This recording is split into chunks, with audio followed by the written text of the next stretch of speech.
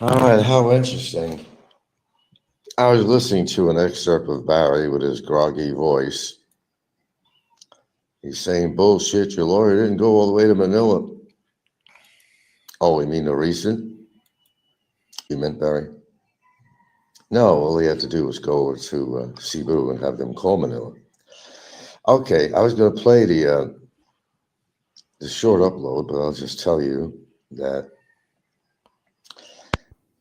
And how many days ago was this? And Barry's saying that's all bullshit on a resolution that they didn't put one together because his girlfriend has a copy. And this recording was several days ago, right? And she has a copy. And my lawyer don't. And I don't. And you know damn well, we all know. And by the way, Barry's been kind of quiet. If Shitface's girlfriend, if Shitface's girlfriend had a copy of a resolution, damn well it'll be in Barry's hands. Pronto. And like he waves things around in the courtroom, he'd be in his jail cell. At least his hands are paperwork on camera, waving it around. Not only waving it around, nothing's ever stopped him before. He'd be putting it on camera, word for word, wouldn't he?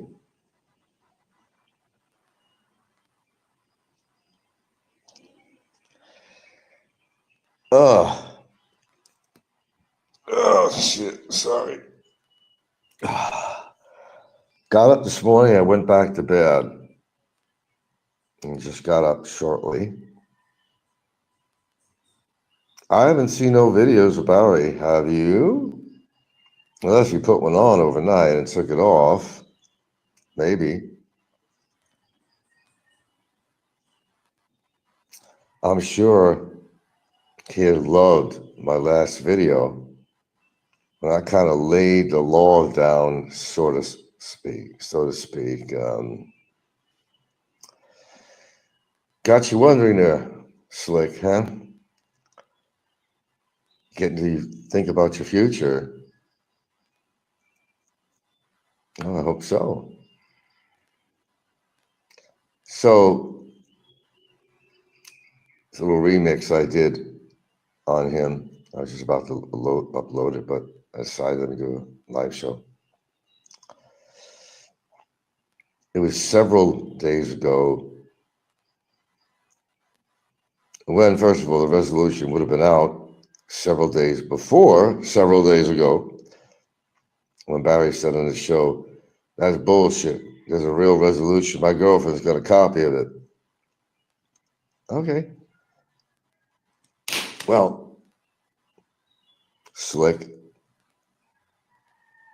even my own attorney said if Barry had a copy of this famous resolution, even he said in his own words, and I agree with him and said, you're right, that's exactly what I said. He'd be dancing around his cell. He'd be putting that sucker on full camera.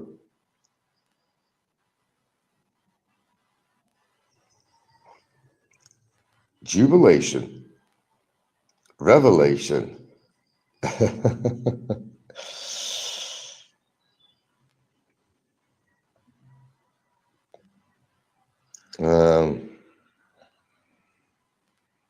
Yeah, who's paying for it, right?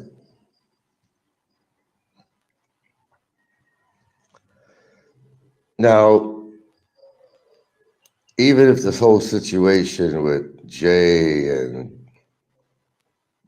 Ricky and so forth, was a put on to get me going. Still, what they did was illegal.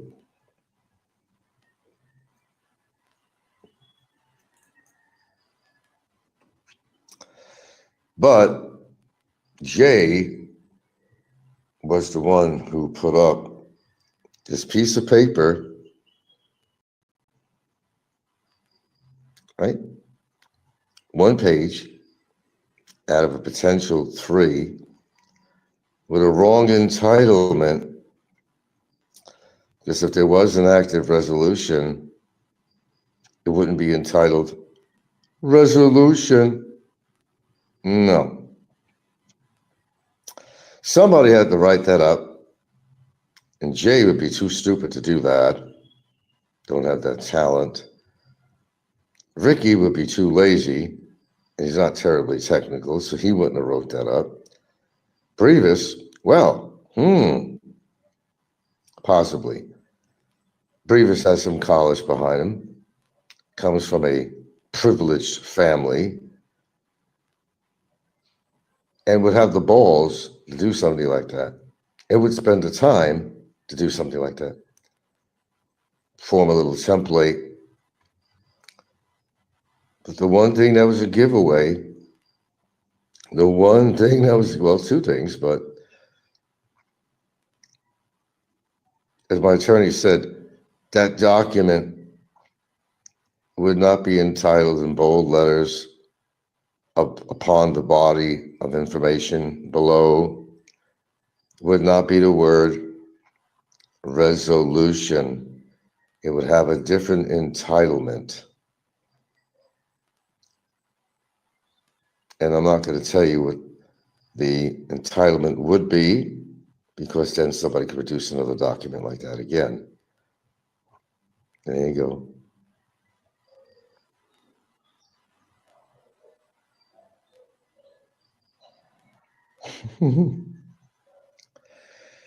I'm not sitting here and taking anybody's abuse. I've already spoken about that on a very intense show of mine when I laid out the law to these people in Tabari. Oh, I laid it out real well.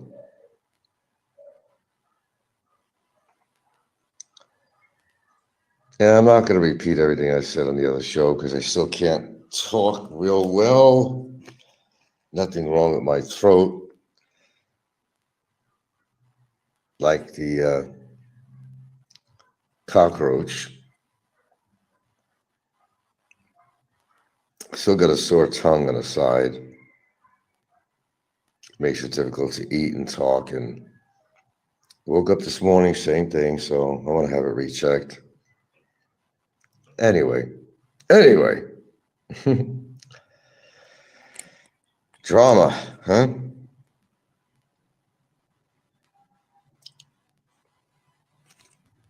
They live for it until drama hits at their front door.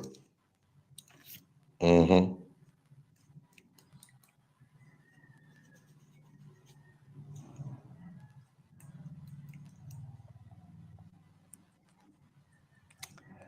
Whew.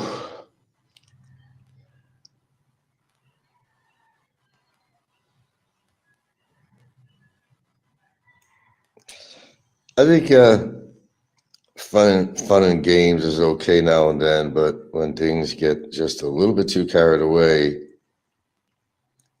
and I'm pretty damn sure that Brevis definitely had something to do behind that little rice thing, which was so wrong. It just shows you how fucked up people are. That people show up over here, innocent Filipinos, thinking they're going to get from a very kind person some rice and some pesos. And they started to show up just to get disappointed. That was a cruel act. It certainly was. They understand because it had to be investigated. And they come to the conclusion from us that it was a hoax. This is how far people go. You talk about sickness on YouTube. This is a prime example. And I'm pretty damn sure that Brevis was behind that one. Brevis's day is going to come, one way or the other. That had Brevis's ear markings on that. That was so wrong. What are you doing in this country if you can't respect the people? Because the only people hurt from that little rice incident was the Filipinos, not me, not Gilda. They know us here. They investigated this. They understand that it was a hoax, like anything else that goes on here. That's taking it really far. And you're going to pay the price, Brevis, for this, one way or the other, I guarantee that. You hurt people. You didn't hurt us. You hurt Filipinos. That's what you did. That's what you did.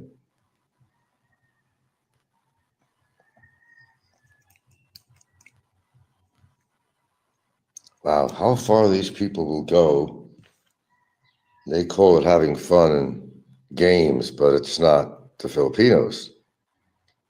And it's not to me. Guarantee that.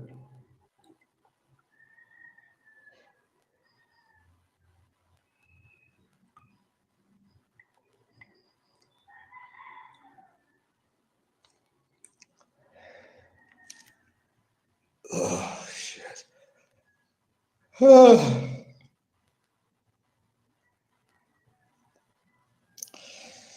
Barry's been pretty quiet, huh? I wonder why.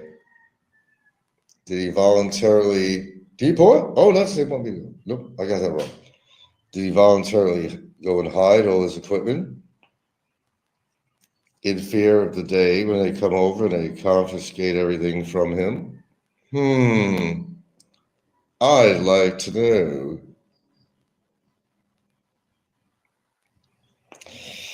But I don't blame you, Barry, for running scared. I don't blame you at all. You kind of put yourself in a bad situation, getting worse, Instead of putting out the fire, you build it up. Strange. Very strange.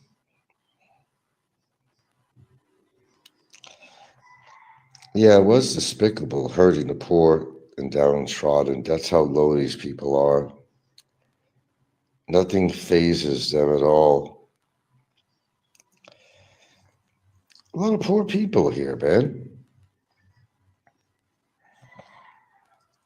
Opportunity to get some free rice to feed their children and a couple of, and some pesos on the side. Of course they're going to come. It's nothing but a big joke to them, but it wasn't a joke to the Filipinos. You can't respect the Filipinos and you can't respect this country, then get the fuck out. Just like that guy, Jim, who runs this channel, forgot the title. That's all he does. He puts show upon show on why he don't like the Philippines. He's at the moment in the USA, but he has a wife and kid in the Philippines that he makes back and forth trips to visit. And this is a guy that devotes his show just knocking and giving reasons why not to like the Philippines. Well, stay where you are in the USA and don't come back. The Philippines spits out people like this guy just to get views and somebody to watch them. They'll create these shows that are somewhat controversial. This guy's only got pretty much one topic. He's trying to find reasons. It's like he's trying to convince himself, like he's fighting that urge. He's drawn to the Philippines. But then part of him has had some bad experiences in the Philippines. So he feels that he has to knock the Philippines all the time. Jim, what's the name of his fucking show? Philippine Asian Adventures or Philippine Event. I don't know what I forgot. He's a guy that seems to have a few bucks. He's pretty tall. Likes to show that he works out. Has kind of an superiority complex. Very cocky. Doesn't like the Philippines. Good. Stay in America. But you don't have to do show after show after show. Finding and counting, how many reasons that you shouldn't go to the Philippines, shouldn't live there, how bad it is. Well, Barry did that in spades, didn't he? When he was heard attacking everything about the Philippines. Didn't you, Barry? Sure did. For everybody to hear. In his normal sick style, said Filipinos have small dicks. Everything about dicks again. What does this guy have with the male penis that he talks about all the time? I don't know. I find it fascinating to hear him talking about this all the time. He wants people to suck his dick all the time. Something's wrong with that picture. Saying that they're not educated, pretty much worthless, the infrastructure they don't have here, that they're lower class. He said that they're lower class than he is. They're uneducated and stupid. Well, he's uneducated and stupid. He's low class, obviously, and he's making fun of the Filipinos. He didn't get out of fucking elementary school. Yeah, Asian Adventures, right? Yeah, Dexel, that's right. That would be Dexel and Jim and Dexel. What kind of a name is Dexel? That's strange enough.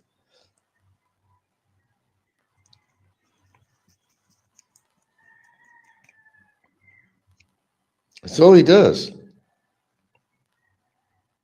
This Jim guy. Every show, he's saying something very negative. You think to yourself, you think to yourself, what's wrong with these people? He seems like a guy that's very alone. I think he's comfortable with his finances. He's very uppity in nature. Spits out a lot of spitfire.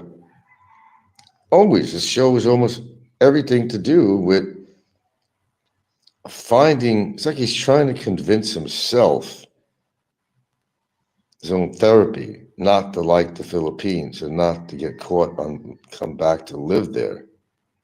Just don't come back, is what I say to people like that. Don't come back.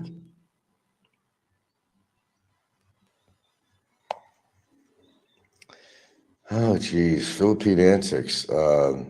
I don't know what to say about those guys. They're sure drawing a lot of attention to themselves. It seems to me the show is pretty successful. Kind of a weird couple. George has some really weird eyes. And of course, his girlfriend, their wife, it's like the real odd couple of YouTube. You wonder, well, how did those two get together? How did they get together? The odd couple, that's for sure. And all they do. Not much different. Sit there and they try to find somebody to talk about. two judges on the panel trying to make decisions about other YouTubers. Well, she admits at least it is her life because she can't do much anything else.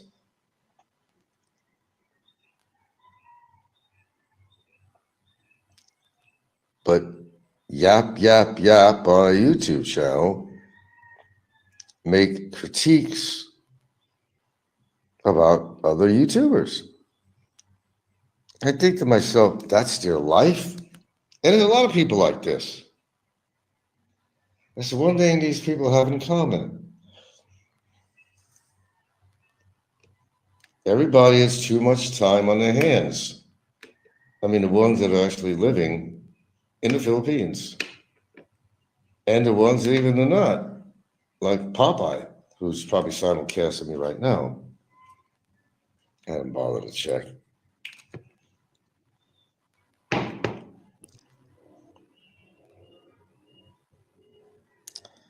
Pretty bizarre shit. Sure, if you want drama and entertainment, oh, absolutely, this is the place to be on this Philippines vlogging, the genre here, It's the place to be. The gathering place of fools, the gathering place of those that are kind of living without certain hopes and dreams that they had that didn't work out, playing the role of judge on a YouTube channel. Judge and lawyer. Imagine that.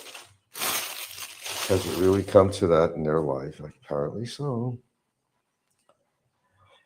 Apparently so.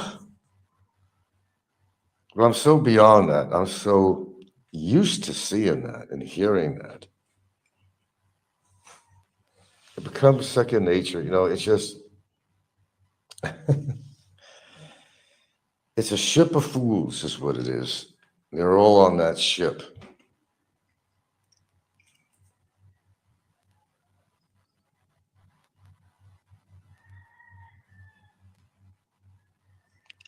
Castle Frank.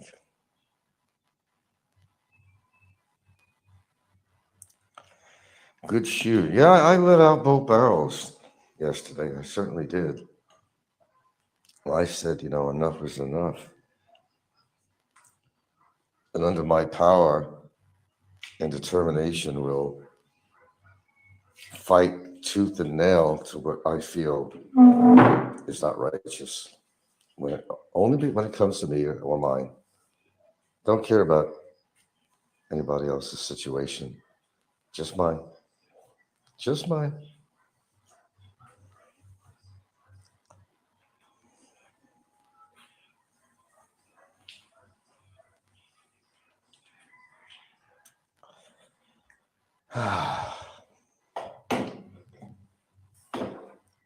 Sorry, I'm doing something while I'm talking here.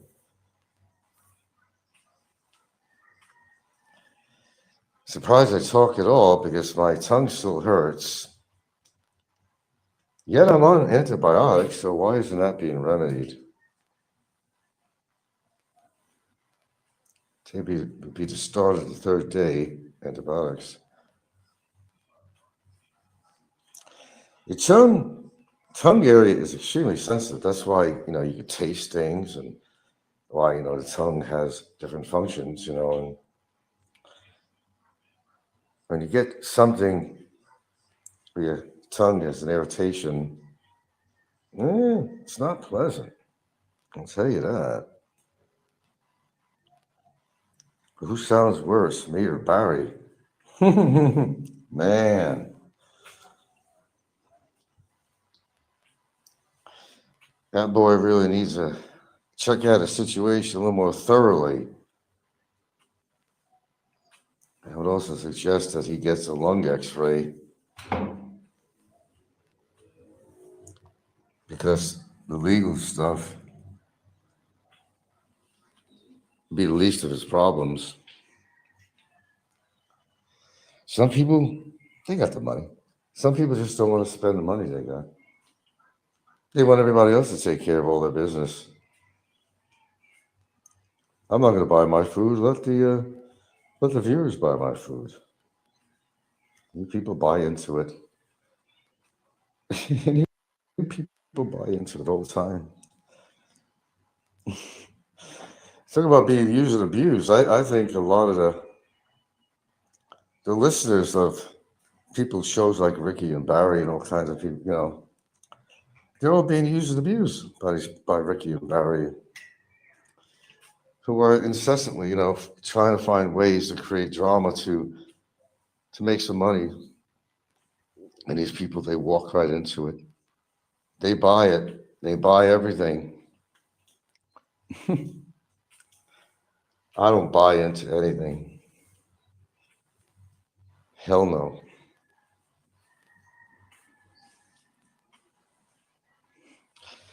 God, my timing is always bad when I decide to put a morning show on here. You're gonna have to. Oh, I'd say about 3 days ago. Yeah.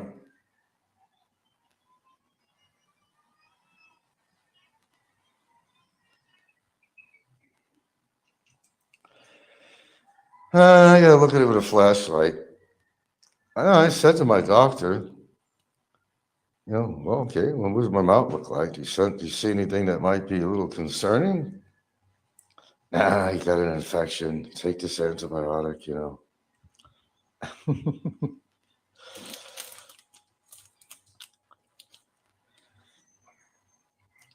Well, my dentist, I think she's in today. She knows about the mouth. I'm gonna have her take a look because maybe she can get me a prescription for something that could actually help with this. I've been using something called eugenol, which I think is kind of a clove oil mixture. And it temporarily helps. It actually does. I couldn't believe it. Couldn't believe it. Eugenol. I don't got much left.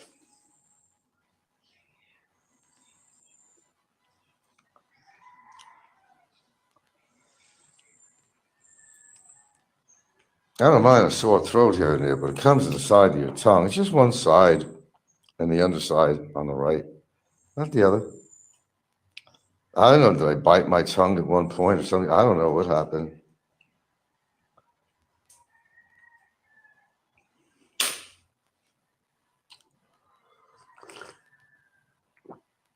My tea, even that, it hurts to drink, it hurts to eat. Not my throat, just, the tongue area. My throat's fine. I got no fever. Let's see. The on palpitation, my lymph nodes on the neck are not as sensitive anymore. That's good.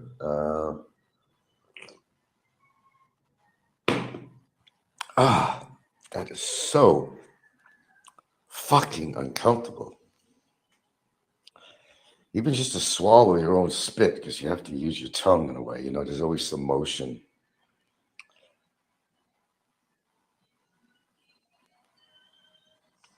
Oh, I know what you're going to say. Go ahead.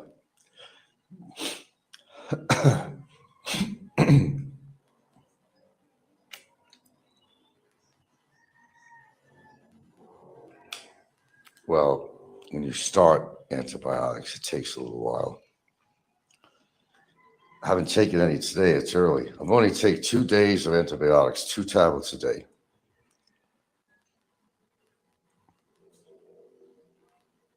Oh, improvement on everything else, yes. My ear was aching. It was kind of red inside near the tympanic membrane. My throat was a little bit sore at the time. It's not anymore. My ear is fine.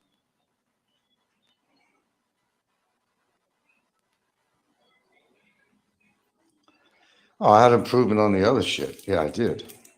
My ear.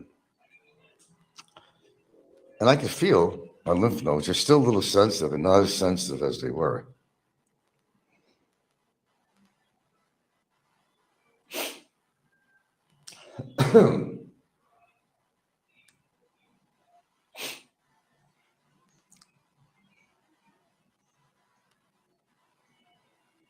Okay, doctor.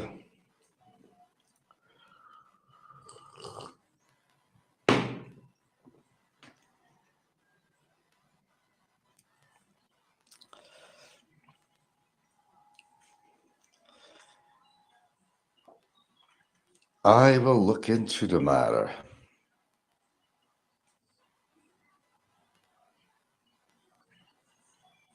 Oh, certainly after you finish the antibiotics. If something ain't working, then it's the wrong antibiotic, for one. Yeah.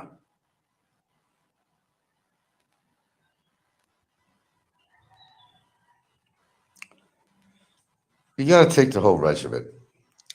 Now, here's where some people make mistakes. Some people make mistakes because they start an antibiotic. And sometimes after a couple of days, they notice an improvement and they just figure, oh, okay, I don't need the antibiotic anymore, but that's wrong. You have to continue. You got to finish out the whole prescription.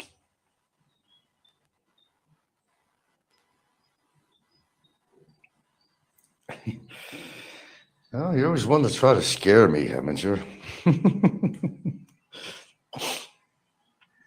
I'd always count on you for that.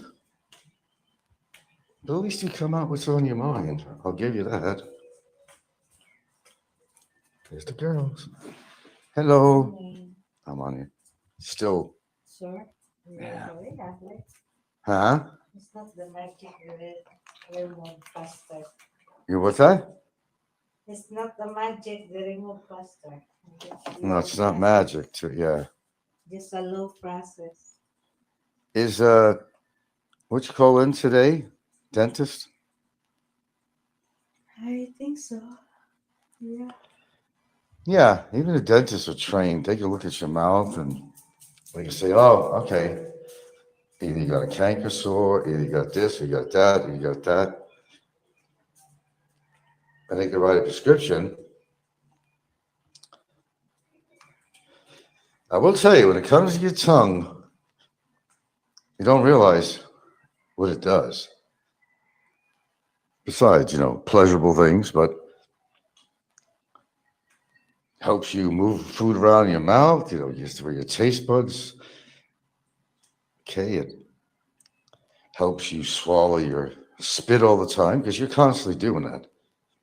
You may not realize, but you're always swallowing spit in your mouth all the time. It's a natural process.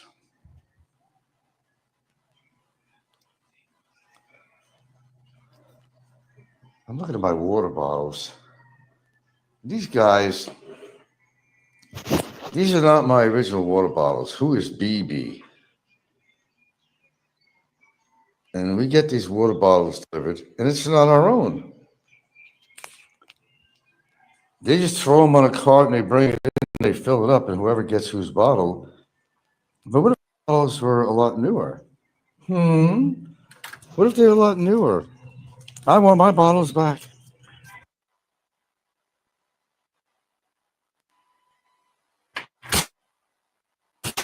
I want bottles back.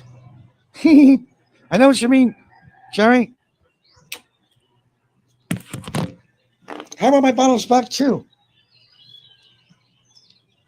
They're mine. I paid for them. Hey. Oh, still got my sense of humor here anyway.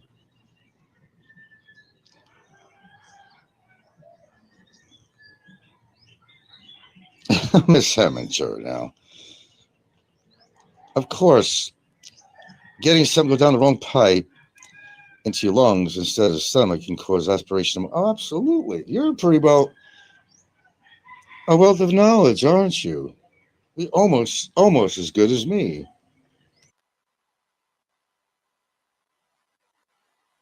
You're very intelligent, I must say. Absolutely. But we've all done that.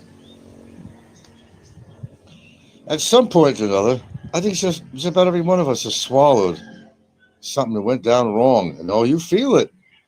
Oh, you feel it.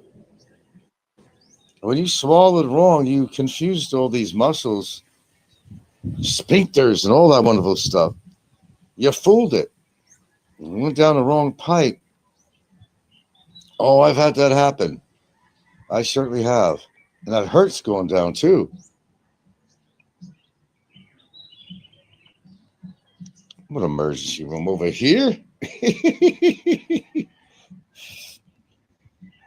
It's like a MASH unit. Not even that. They wish they were a MASH unit here. Not in this town. Gotta be kidding. They really don't know their ass from their elbows over here.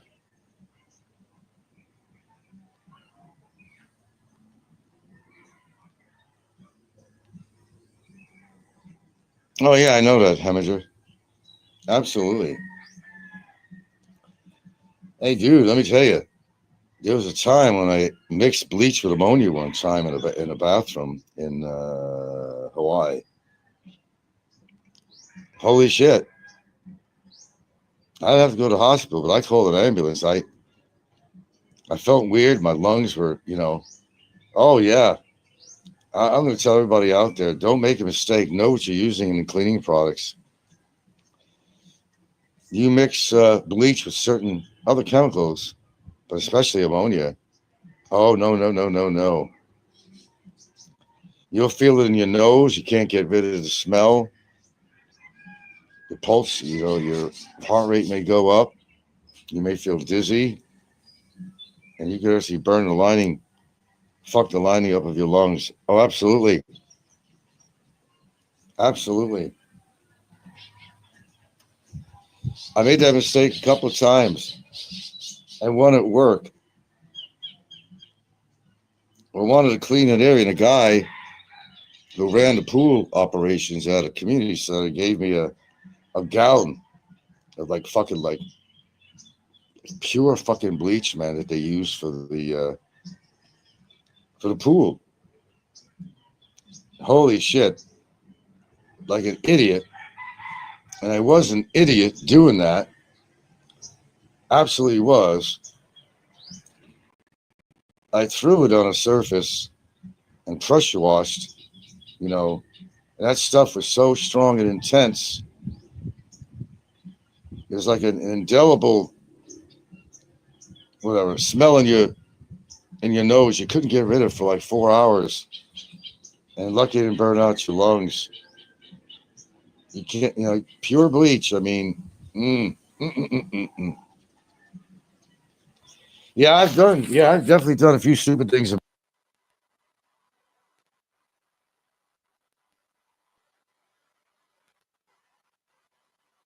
Sure, I don't like, but I've done other stupid things too. But hopefully, we learn from our mistakes. Hopefully,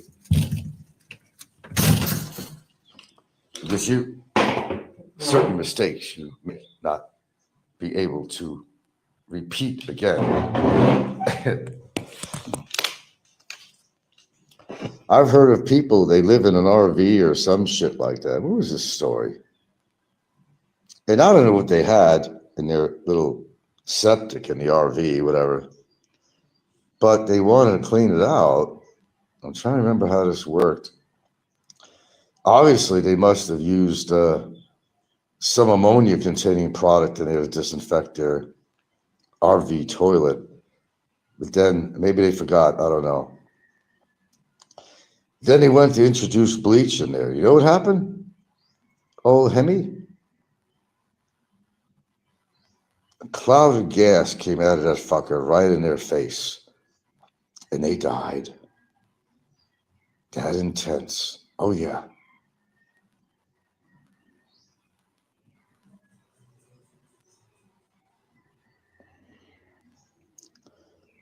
A flame. Oh.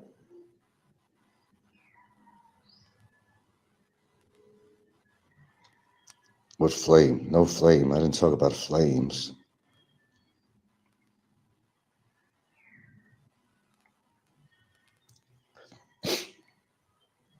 But yeah, you can't mess around with certain products, man. I'm telling you, I know by experience. I absolutely do. I told you, I experienced a lot of different shit in my life. Not all good, not all bad, but I have experienced lots of things and have lived to talk about it. Oh no, apparently not. That was a long time ago. I've had X-rays ever since that time. There's no damage. No. Could have. No, the ER came by and they just gave me oxygen or something, and I told them what happened. I remember I was cleaning out the bathtub in Hawaii, and I must have used a cleaning product to clean the tub or something. I don't know. So I don't know. Did I introduce bleach? I said, "Oh my God!" It was instantaneous. You could smell so strong. I had to get the dog out of the house because I said, especially with a dog's sense of smell, that couldn't be good for my dog. And so you walk outside to get away from the smell, but you got that. Your nose, your nostrils are permeated with this chlorine smell in your nostrils that you can't seem to get rid of for a while. Oh yeah.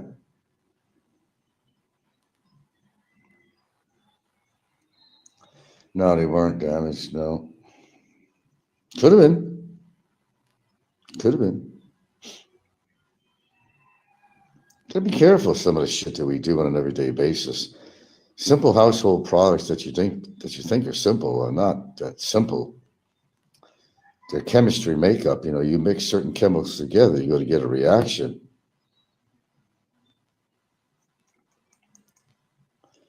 It's like you can't mix certain prescription medicines together because you can get a reaction, a negative one.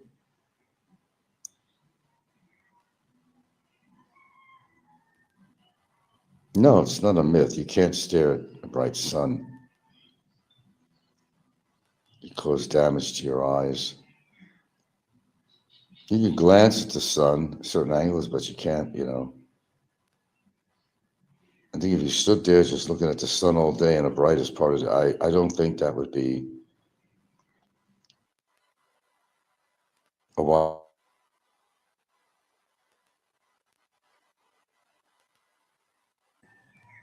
No, I don't think so. That's ridiculous. A guy was doing that. Oh God.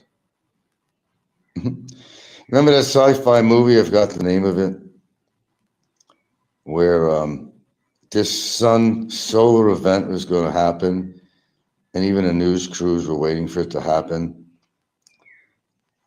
And the sun was so strong and gave out a flare that everybody who was looking up to the sun, expecting this miracle event that was going to happen once in a lifetime, anyone who exposed themselves to the sun, they all became blind. And the only people that were walking around were people that, for example, in the hospital, had their eyes covered from an eye operation, or they were indoors, very indirect from the sun. But then everybody was walking around the streets blind, and that would be a horrific situation. People in the street bumping into each other, all frightened. What happened? Where's my eyesight? I forgot the name of that movie.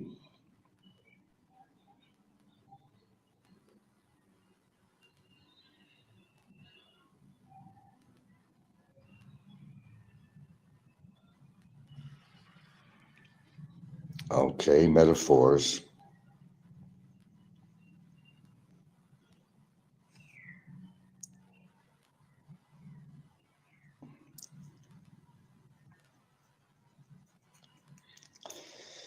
You know what a metaphor is, Barry? Oh, forget it.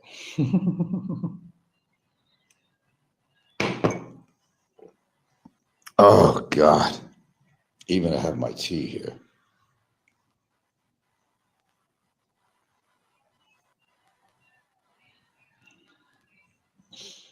You know why I even say these things? I don't have to say these things. Something going on with me like this. You know why I say these things, my viewers? Because sometimes I get some positive feedback that I can learn from too. I don't just give information, I take it too, because somebody who might be more learned about a particular topic can come back and say something that I never knew. So it's a learning experience for my viewers, but it's also a learning experience for me.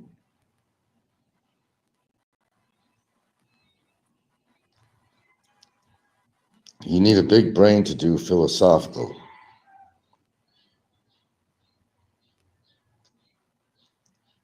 Now, I don't know who you are. Nobody really knows who you are. You're like another aloe on here. Nobody knows who Aloe is. But Aloe is the kind of guy, he's a phenom in a way. Nobody really knows what he looks like or met him. He's just a powerful voice that comes on every now and then, putting fear into people that never even met him. Just an entity on YouTube. But you don't want to mess with Aloe. That's the funny thing. People won't mess with Aloe. Aloe and I have one thing in common. One thing. And one thing only. When you piss us off, you get yourself in trouble. I remember one time when Aloe, man, he was upset. Someone was talking about her family or making threats to his family. And boy, he came on there and he unleashed both barrels. That was the real Aloe. It affected him. Talking about his family or making threats or his kids or something like that. Aloe came on, I remember. And he let loose. So the reason they fear Aloe is because when you get, it's kind of like me, when you get on Aloe's bad side, Aloe has the intensity, propensity, ability to go on the offense, not defense, offense. And he'll attack you till kingdom come. And he'll research you. And then you're going to wish you had never nothing to do with Aloe. I admire that quality of Aloe. I do. That's the one thing that we have in common, if anything.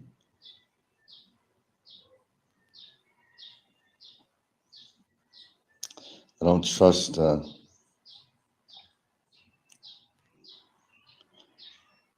What about my audio? I don't respect. Haven't just said I don't respect people who are trust fund babies. Aloe never earned anything in his life, a true low life. I don't know his background. I really don't know. But I will tell you, if he's living in Switzerland, he's not broke. I'll guarantee you that. He's not broke. Not at all. And he does a bit of traveling, so obviously he's not broke. But in European countries, it's real easy to get around other countries. They got trains that go everywhere in Europe. So it makes it easy to travel from one country to the other. It's one thing about Europe. They're very well connected with train systems. You can go everywhere in Europe, the way it's situated.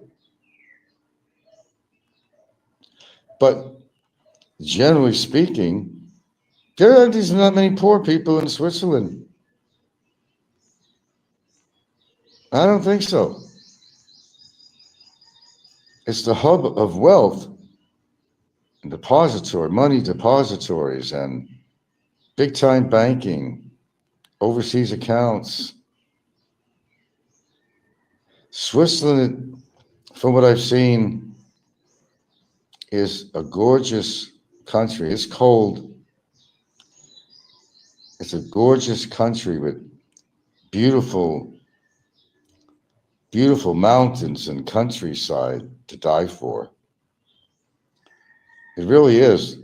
Of course, I haven't been there. I only see, videos and other info, other resources, but it's a beautiful place, man. They're a neutral country, which is so smart to be a neutral country. They don't get involved in everybody's affairs and war. Smart country.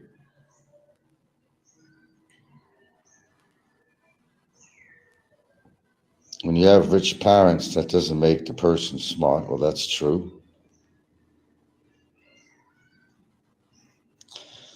Well, there's a lot of trust fund babies out there on YouTube. There actually is. Isn't it great to be youthful and be able to travel around the country, not worry about expenses, to have the agility and ability to traverse rivers and mountains, put your backpack on with your girlfriend, just travel all over the Philippines. Now, I'm going to take something back that I said, because it's untruthful. I said, you know, Philippines all looks alike. If you've seen one, not true.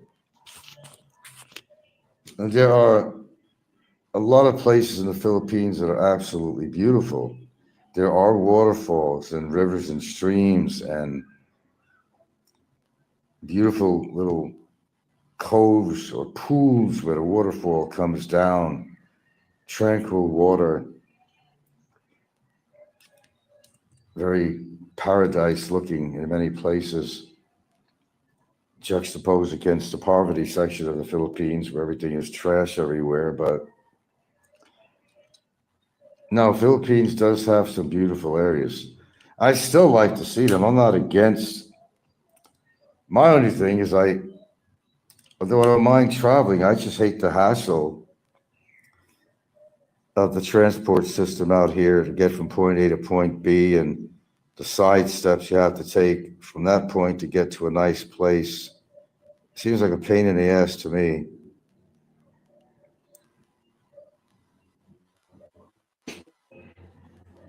Am I glad that America will join a royal crown? And what do you mean?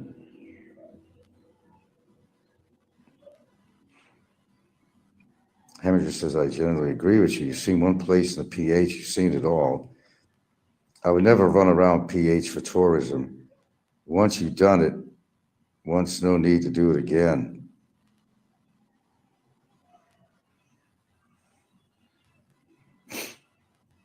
Well, it's not all the same. There are some beautiful places that is not overrun by tourism. Problem is how to get there. And not many people, unless you're young and agile and got some bucks, they're hard to reach. But the people that are traveling all over the Philippines, I envy them. I absolutely do. I do envy them. Traveling around, meeting people, and that's nice, the culture. But it sure helps you if you can speak fluent Bisaya. I'd be like that one guy who comes from Utah, and I assume because he's preaching the word too,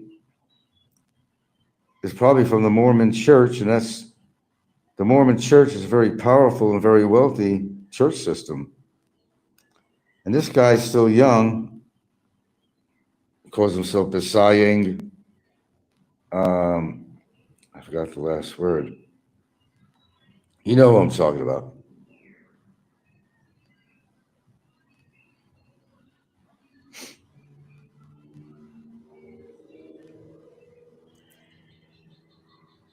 King Charles offered Trump to ability to join.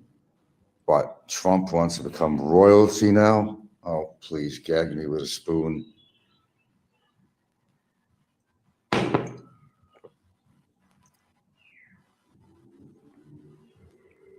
Trump is on a power trip, man. That's all it is. Need I say more? He's power hungry. When you got that kind of wealth and power, you want more. It's just a common denominator with humans. There's some very wealthy people that live very simple. Warren Buffett, as one of them, lives a simple life. Keanu Reeves, I'm sure he has a nice place, but he lives a simple life. He's like one of the most real people that you could find in Hollywood or whatever. He'll sit in the street looking like a bum, having a sandwich or something and something to drink. He doesn't try to project this big Hollywood image. I have to give Keanu Reeves a little credit. He's kind of a really down to earth dude that everybody relates to. See, it's your whole demeanor and how you present yourself and whether people gonna, think you're approachable. But if you're bitter all the time and go, it's this is what you get. You King Trump. Yeah. Keanu Reeves. He's a very generous guy. He doesn't overspend his money. Look at Warren Buffett. That guy eats McDonald's hamburgers like every day and Coca-Cola, and he's had the same house he's had since the 1950s or something, and it's not a fancy house at all. I don't understand why he doesn't live a little better than that. I don't know. You live just to make money, and you don't do anything much for yourself. I don't get it. I never did. Why did you do that? I'm sure he must take trips to enjoy him. So he must do something. Having his kind of wealth. I mean, come on. You missed your calling and stock picking. No, I didn't.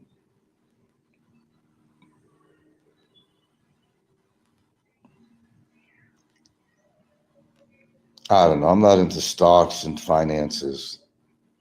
Who's got that kind of money? I don't. Never got involved with that shit. I go by saying if you can't afford to lose something, don't make the bet. Don't invest. Because a lot of people take chances. They invest everything they got into something and it turns sour, now they're broke. If you can't afford to lose money, don't put it out.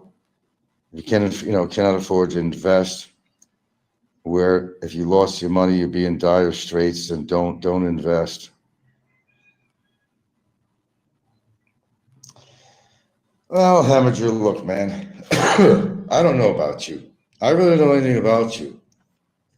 You seem halfway intelligent to me, but you don't want to expose who you are.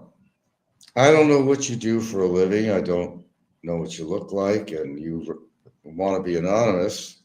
That's what you're doing, but I'm sure a lot of people do have a curiosity about you as well as they do with Aloe.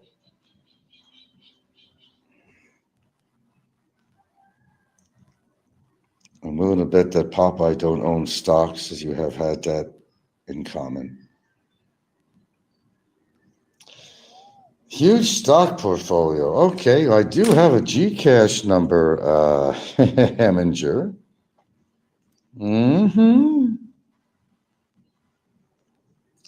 Let's see what kind of a generous person you are.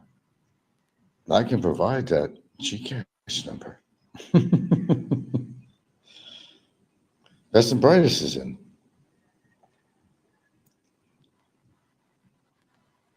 You'll find a way, Miss Heminger. Where there's a William, there's a way. Best and brightest says people always look at the best case scenario. When you go into business or investing, always look at it as a worst case scenario, then ask if it's still worth it. Yeah.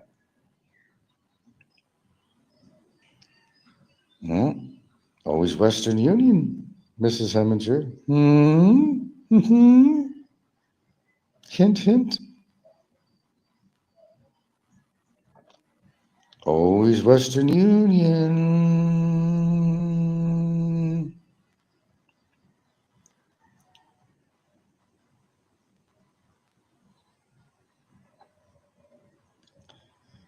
Share your wealth.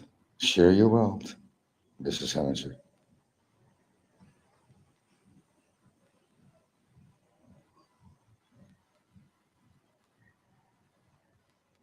Oh, come on. Excuses, excuses now. Come on now. There are ways of doing it. You're an intelligent person.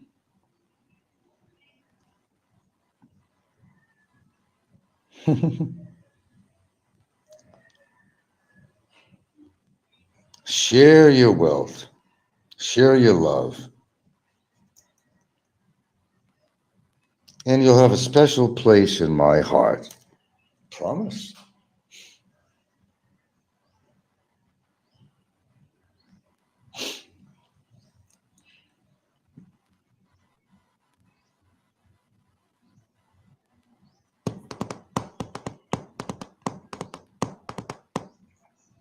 Well, God, what do we have to do this morning? It's a Saturday, isn't it? The weather's breaking. Looks like it's going to be a good day today. I used to have Remitly. I don't know what happened to that. All I got is Gcash. Oh, all I got. Always an excuse, Mrs. Heminger. Western Union divulges my ID. Tell you what, it's between you and me. How's that? Nobody will know. Between you and me. Promise. Promise.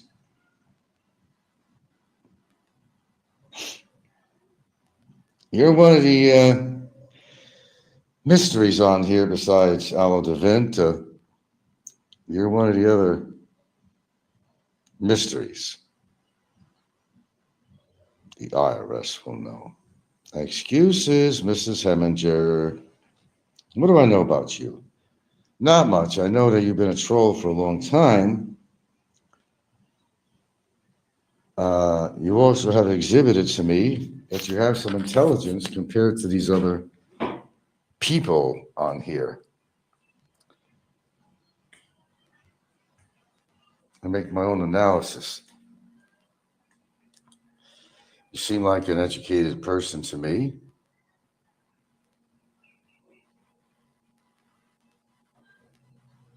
Oh, come on now. You could be aloe for all I know. Ooh, that's a possibility.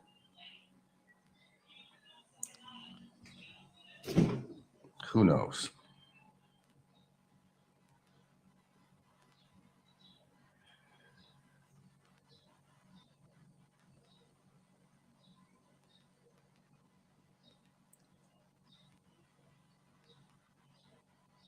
I bet you do. I don't know what you know. I really don't know. You don't divulge anything on here. I mean, you really don't. So I really don't know. People make a lot of claims on here. You don't know who to believe. You don't know.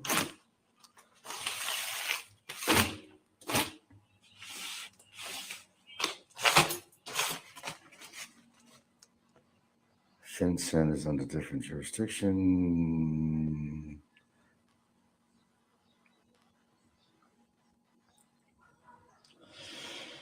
Well, I'm not in that classification of riches, not even remotely. Not even remotely. I don't worry about stocks and shit like that.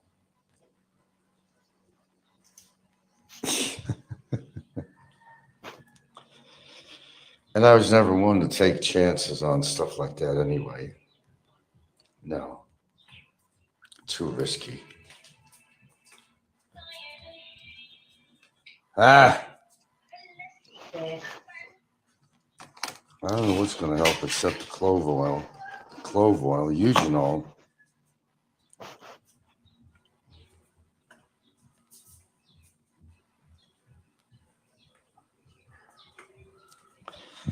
Well, The only thing I can say to you, Mrs. Heminger, is that if you have money, I hope you're doing something with it, meaning that you're enjoying your life somehow. Can't get buried with it. Well, I suppose you could, but what's the purpose? You know,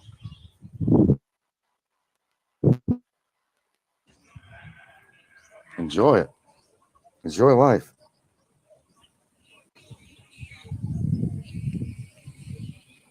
Scram, cat. Nothing for.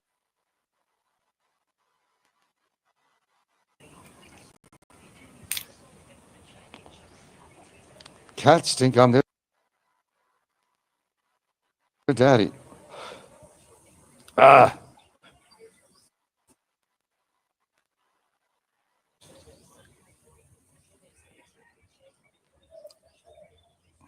who's on here anyway? You seem to be the most active person commenting on here this morning, except a couple of others. But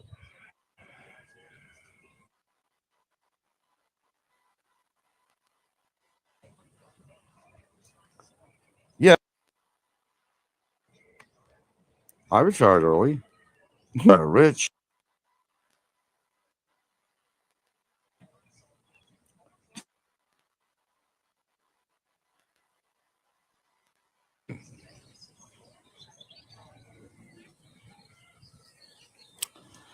And that depends on real estate.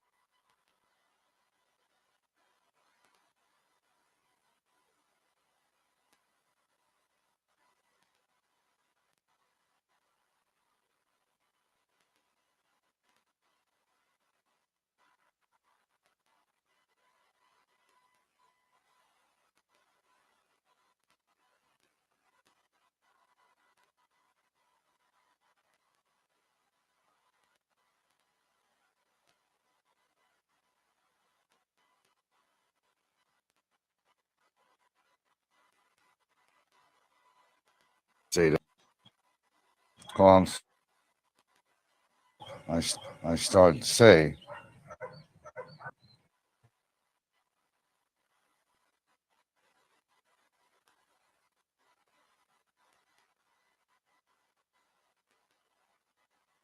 didn't work out the way they wanted to.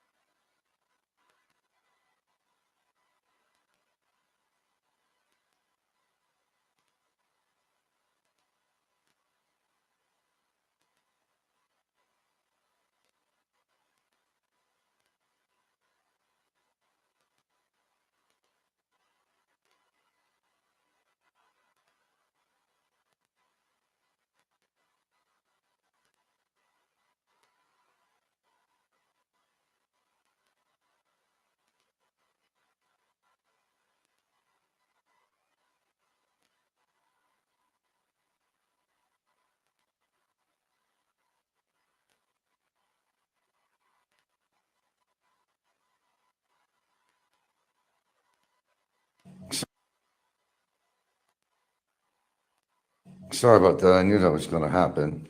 I was in that dead zone. Sorry about that. I knew that was going to happen.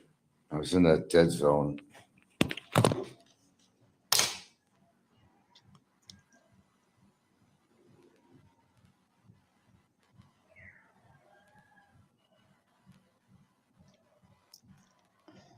Gold is doing well. I hope so. Oh, I was in a dead spot.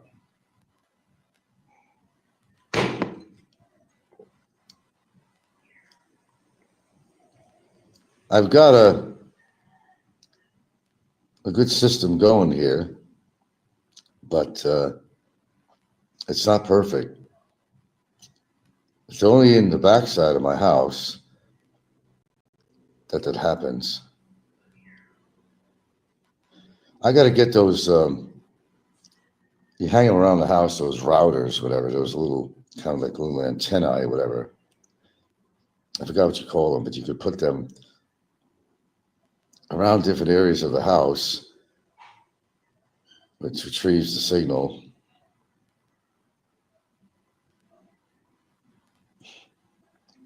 Who do you think that is, Hemi? Come on, come on. Who do you think that is?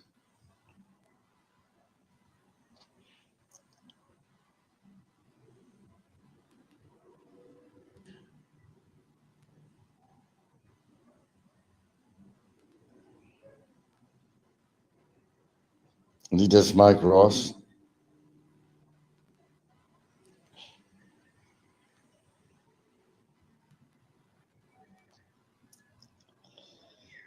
Well, Mike Ross knows that he was banned on my show, so they do what most other trolls do. They just go under a sock account.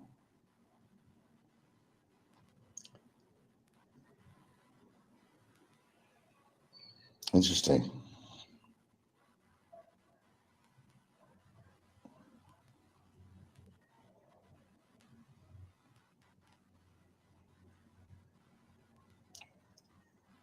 I wouldn't be surprised, no.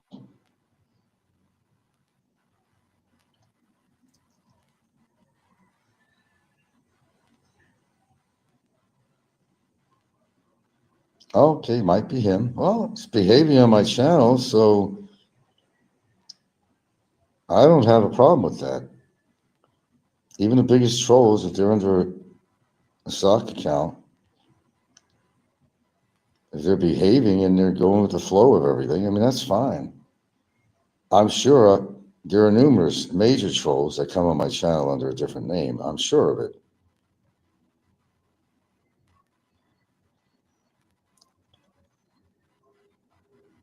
I know everything I say is being transmitted everywhere, even to Discord. I know that.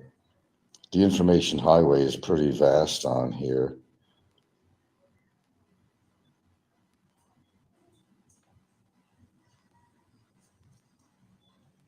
Of course, I know that. Popeye makes jokes all the time that his followers are only trolls and he don't know it. Of course, I know it, Robert. Come on. I got more intelligence than, give me a break.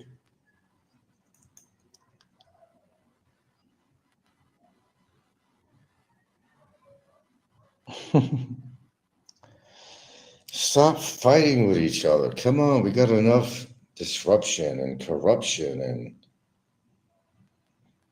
attitudes and altitudes on YouTube. Who cares who anybody is? Yeah, he owes me 50,000 pesos too. Don't you, Mike Ross? You sure do. So does Don C.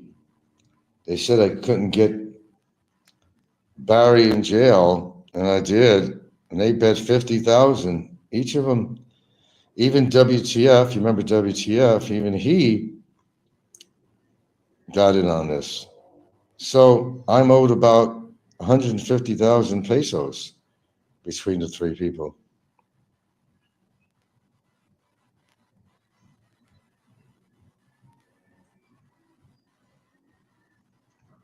Got busted. Oh.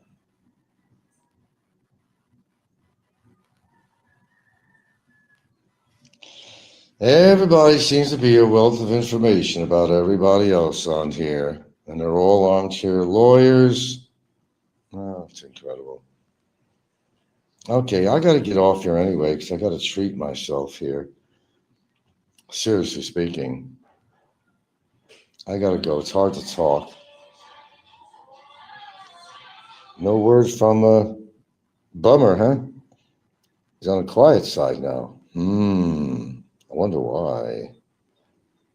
I wonder why. Now, Miss Heminger, you seem to be a wealth of knowledge and understanding. And what do you think about this so-called resolution caper? What do you think about that?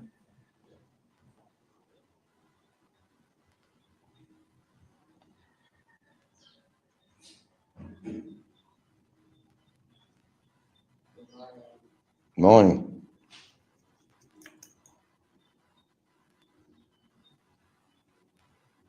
What's your theory, Heminger?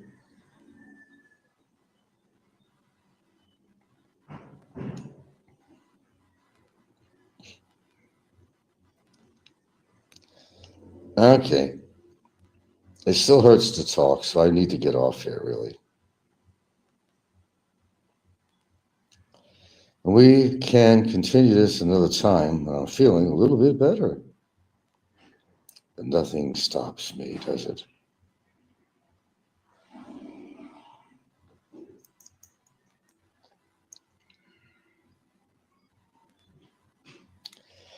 Yeah, I think old Barry Boy needs to get a more thorough checkup. For sure.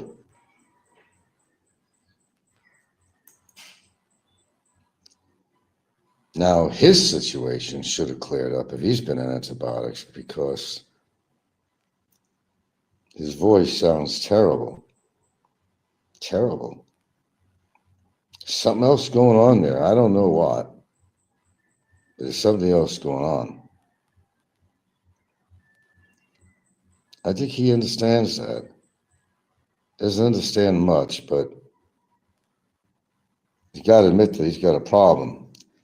And it might be something worth looking into. He's got to be able to part with his money to find out. Maybe he's afraid to find out. I don't know. Oh, you guys, come on. Okay, man. Time for me to go. Your turn, Robert. I'm sure you have something wise to say.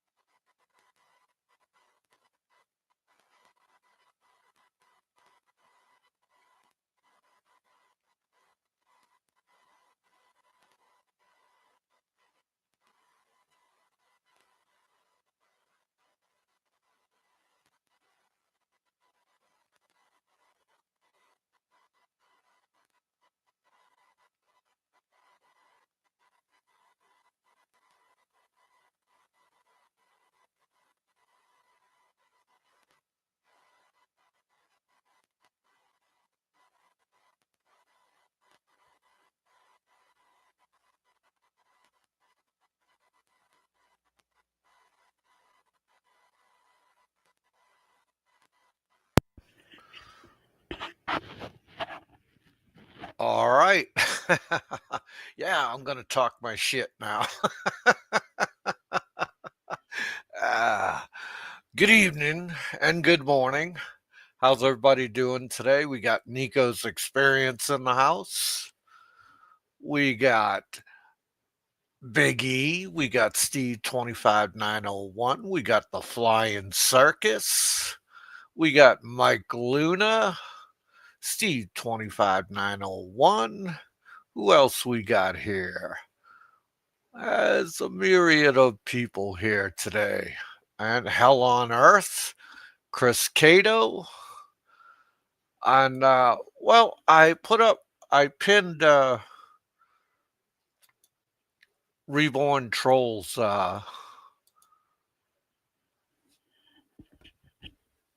comment. Frank must have gonorrhea to the mouth. Oh, look, dude, if you got canker sores, Scott, welcome in, buddy. Uh, oh, yeah, 7 ways. Good to see you, 7 ways. Oh, oh, thank you for welcome back. I was making another espresso. Usually when he says he's getting off, it's a 45-minute warning, not a 2-minute warning. Oh man. So I hope everybody's doing good tonight. I'm doing pretty good. And let's see. He's trying to bait Barry to come out of hiding.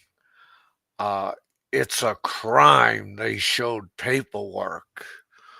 Oh my God, give me a fucking break, will you? It's a crime. You can't be showing that paperwork.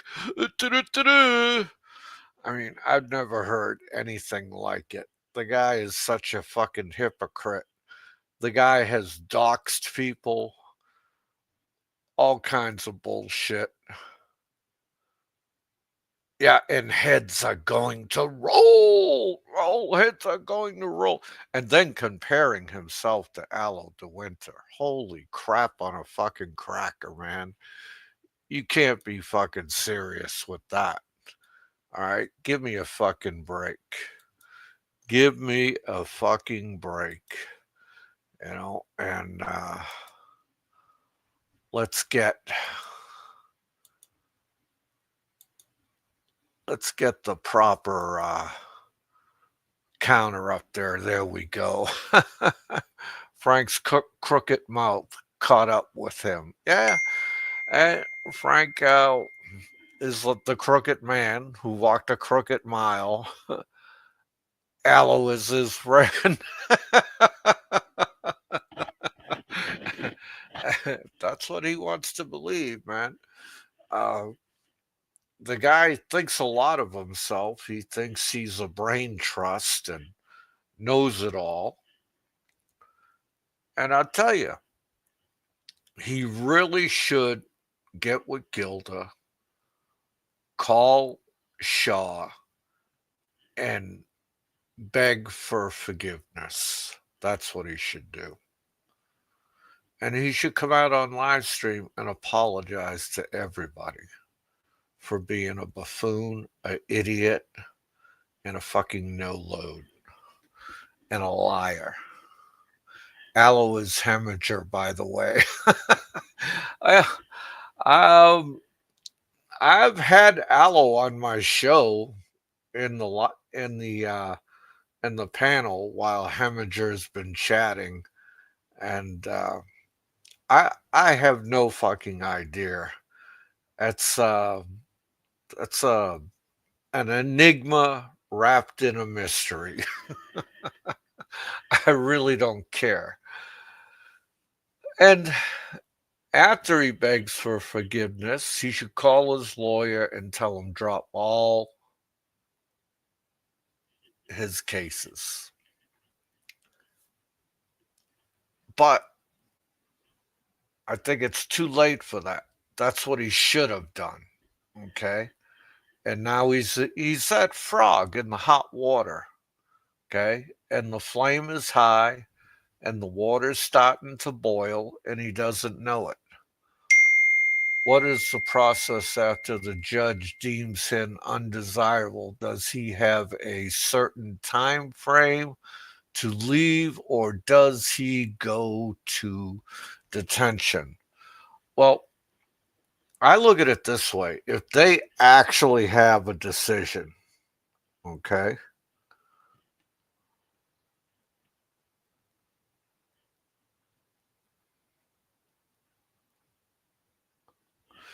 and if they actually have a decision and he's deemed undesirable, they're not going to fucking notify him, okay? They're going to come pick him up. They're going to come pick him up, and they're just going to whisk his ass off to the Mandawi 6 hotel. And they're going to bleed him for every fucking dime. Aloe is Popeye. What a voice changer. I could be getting warm. Oh, man. And here's what I'm going to do, man. Here's what I'm going to do right now. Da da da da. Da, da, da. There it is. There it is. Copy. Don't complicate things, Nico. Okay? Don't complicate things. All right? There you go. Anybody who wants to come up, is more than welcome. You want to have your say so. Even if you're somebody in the background and you got the balls, be my guest. And tonight you could see how envious he is. Of Aloe's travel. Aloe has a lot of money. He's a trust fund baby. I mean, dude, I see.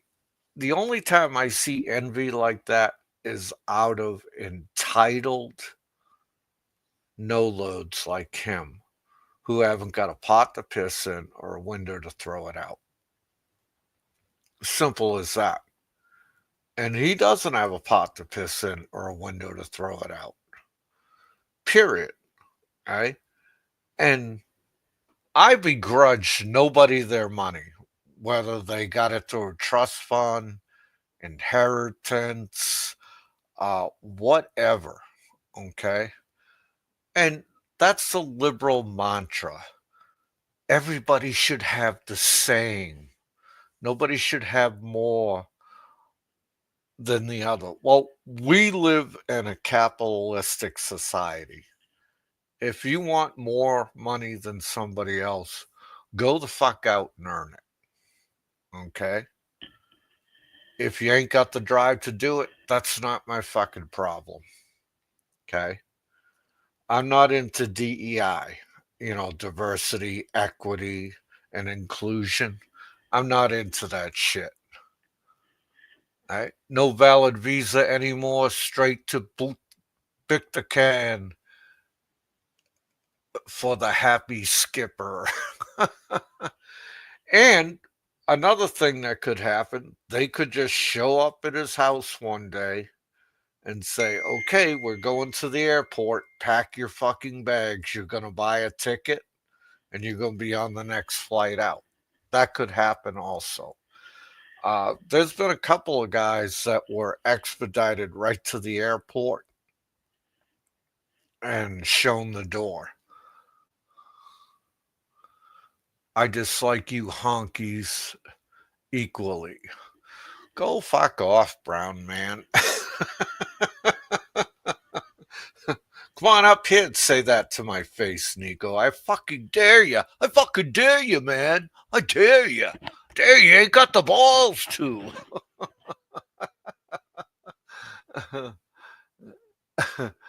Zulu as Kono, Can Fong as Chin Ho. You're so lucky I'm busy. You're not busy. You're not busy. You're fucking retired. Okay, what you call busy is puttering around, man. You You haven't known what busy is since you've left the military, okay? You're fucking soft. You're as soft as Liberace in the Playboy Mansion, Nico. Frank is never busy. And, that reminds me. He's been there for 9 fucking years. 9 goddamn years. And guess what? Guess what? He's only walked down to the fucking, what do you call it there? The burnt out resort he lives next to.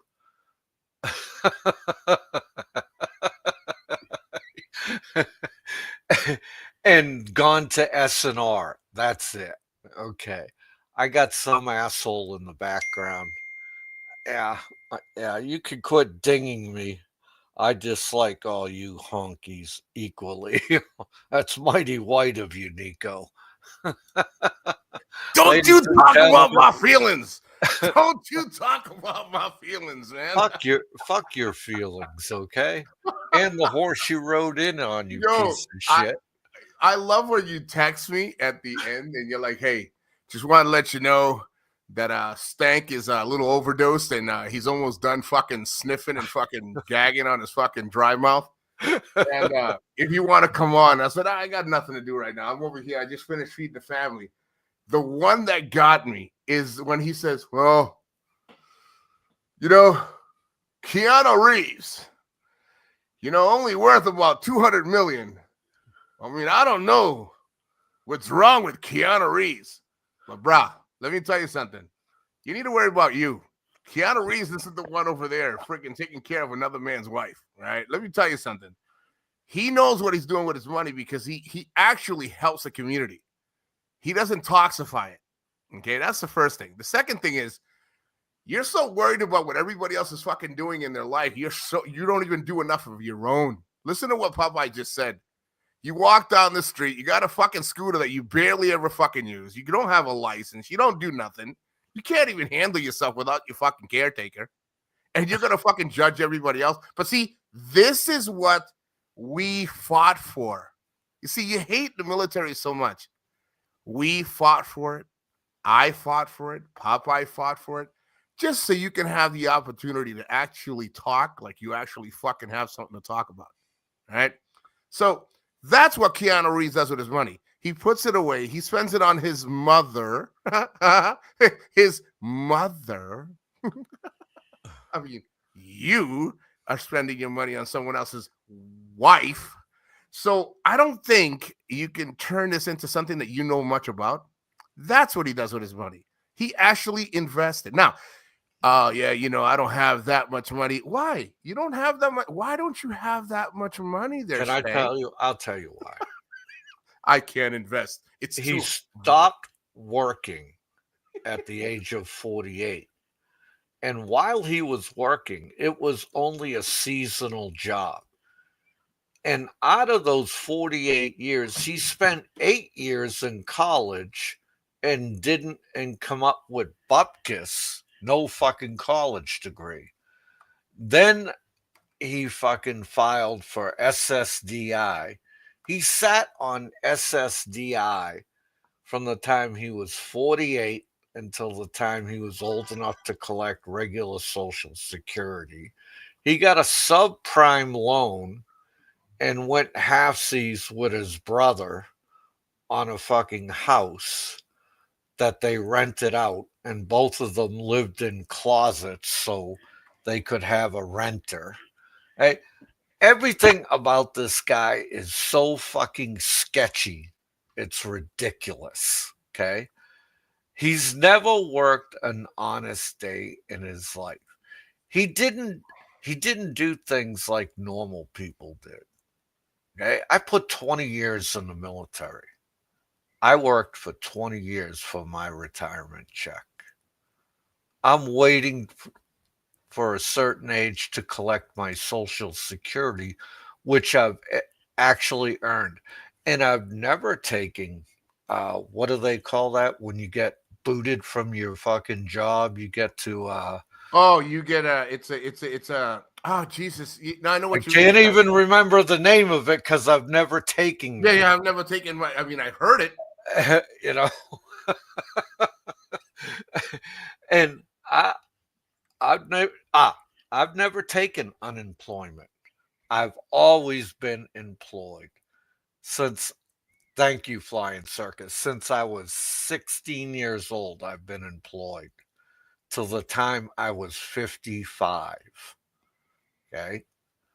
So I went from 16 to 55, always employed, always had a fucking paycheck.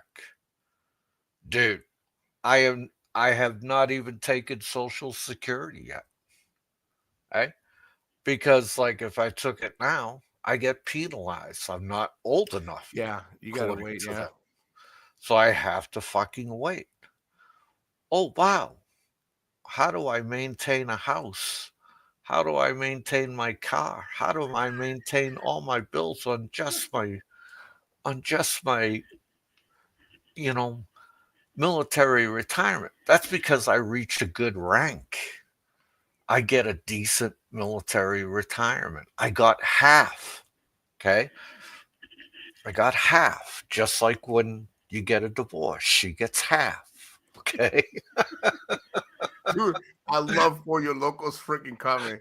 You never bought snack cakes with EBT card? You ain't living. Hey, I just did that for the lady down 3 houses down, the old lady. She's like, I only had, she's like, dude, 83? She's like, are you going to Walmart again, Nico? I was like, yeah. If I give you my card, would you? I said, hell yeah, bro, that's living For Your Local. I felt like I was high rolling it, man. Walking Jeez. in there spending money that I don't. Hey, listen, I got a G Cash. Listen, I'm making my own. I can make my own. I don't need your money. I live very comfortably. Trust me. I just I got plenty of cash, guys. But I got my G Cash. If you want to throw it out there, show that that love. Show that love. Dude, seeing how you bring that up, he's sitting there fucking begging Heminger for money. What did you hear? What he says at And the end? dude, I'm I just thought he was joking. gonna stick his tongue all the way up Heminger's ass. Okay, I thought he was gonna do some ass eating there for a minute. Dude, I have 2 scrotums. He can borrow one if he's tired of licking. I know it's tough to have one, but I have 2, so he can have the same. You hear him at the end? Oh, yeah, I'm just joking. Yeah, it's joking. But if somebody were to donate, you'd be like, oh, this is my subscribers. They love. Get the fuck out of here, Dude. Oh, Popeye, please tell me that you did that homework that we were talking about. Guys, I'm going to take 10 seconds to tell you. Anybody know where Stank got that virgin? That virgin, that ultimate virgin, the one, that Catholic girl that he traded down from to get the woman he's got now. That virgin that showed him those titties, that professional psychologist, biologist, guys, if you can find a woman like that shows you those titties, and you can downgrade from the virgin that shows your titties to the one that he has now, guys, let me know. I need on that deal. A virgin, a Catholic, a good Catholic girl. I wasn't going to say nothing, guys. It's not who I am. It's not like me, guys. But I just wanted to let you know, find me that beautiful Catholic girl she just got baptized yesterday. I don't give a shit what you got, but give it to me, man. Get the fuck out of here. Such a virgin and such purity, but she has some big fucking knockers, man. Get the fuck out of here. Dude, you believe so much of your own shit, or you think we don't enjoy what you say, so we can say it back at you, so you can have a really fucked up kind of day, and we enjoy. That's what we enjoy. We enjoy the meltdowns. Fuck out of here, dude. Dude, you hear him? A very Catholic, and the mother did not, dude. The smart, if that was any kind of fucking smart girl, you're blaming Bama, Dude, here's what's even more shameful. His live stream itself was so shameful because he started out Barry, because Barry ain't saying anything right now. Right? So that makes him nervous when Barry ain't saying anything. Right? And then he gets on the kick that, oh, he probably got his phone taken away. I did that. Yeah. And no, none of that fucking happened. Yeah. Barry shut up because Barry wanted to shut up. That's what Barry does. Okay. Simple. He'll let it And build up. and yet, you complain about Barry, but you keep baiting him to say Uh-huh. shit about you. So what does that say about you, Frank?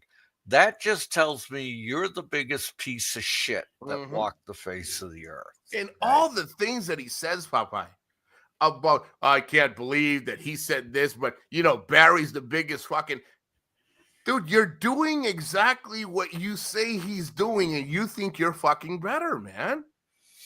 I think, dude, honestly, I think he really thinks that he's really enjoying what he gets in return. He loves the fact that he thinks he actually is significant.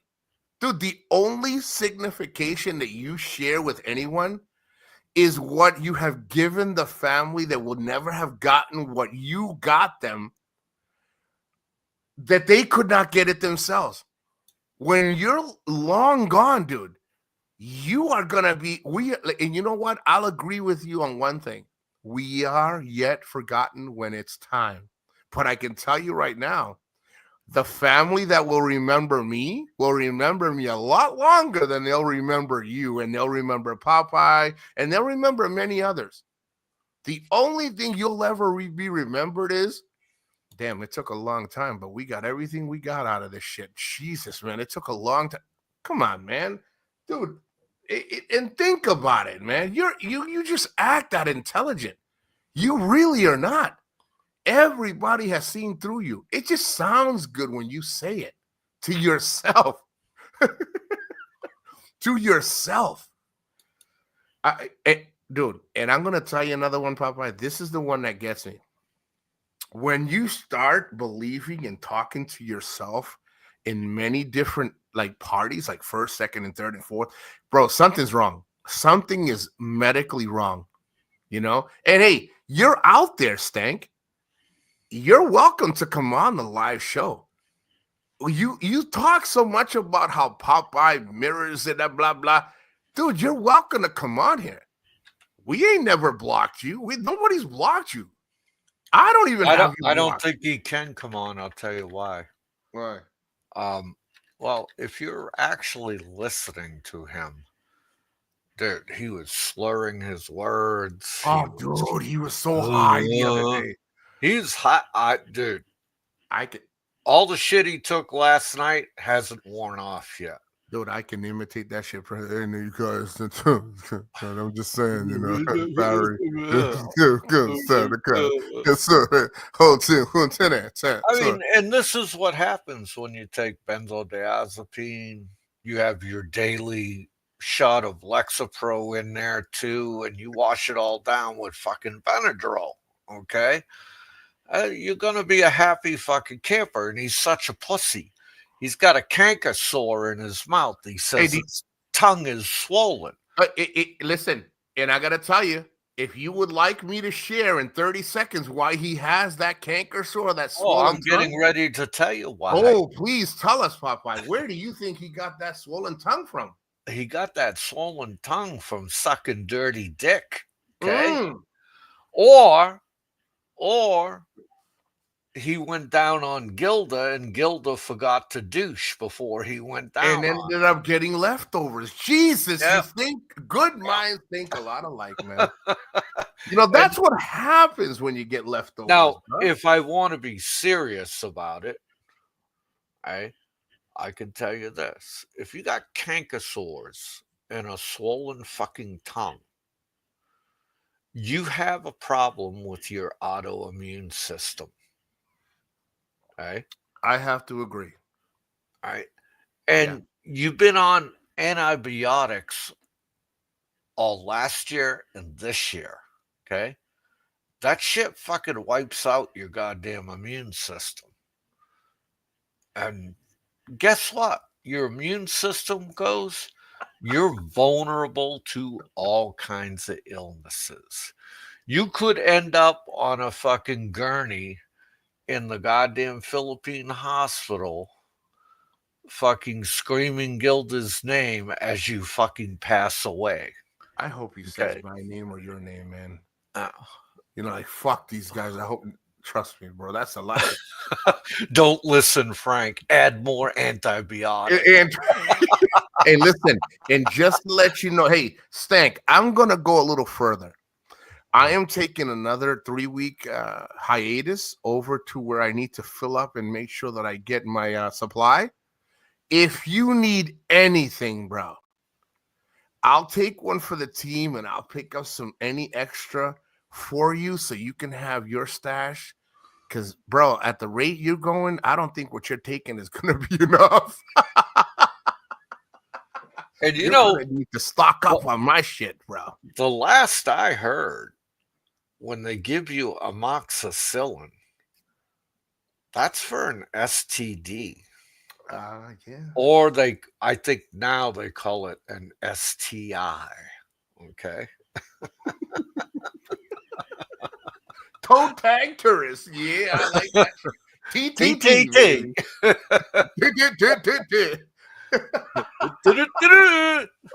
You know, and the thing is, it's so funny that he is pretty much can always go on. He's like, he can come in here.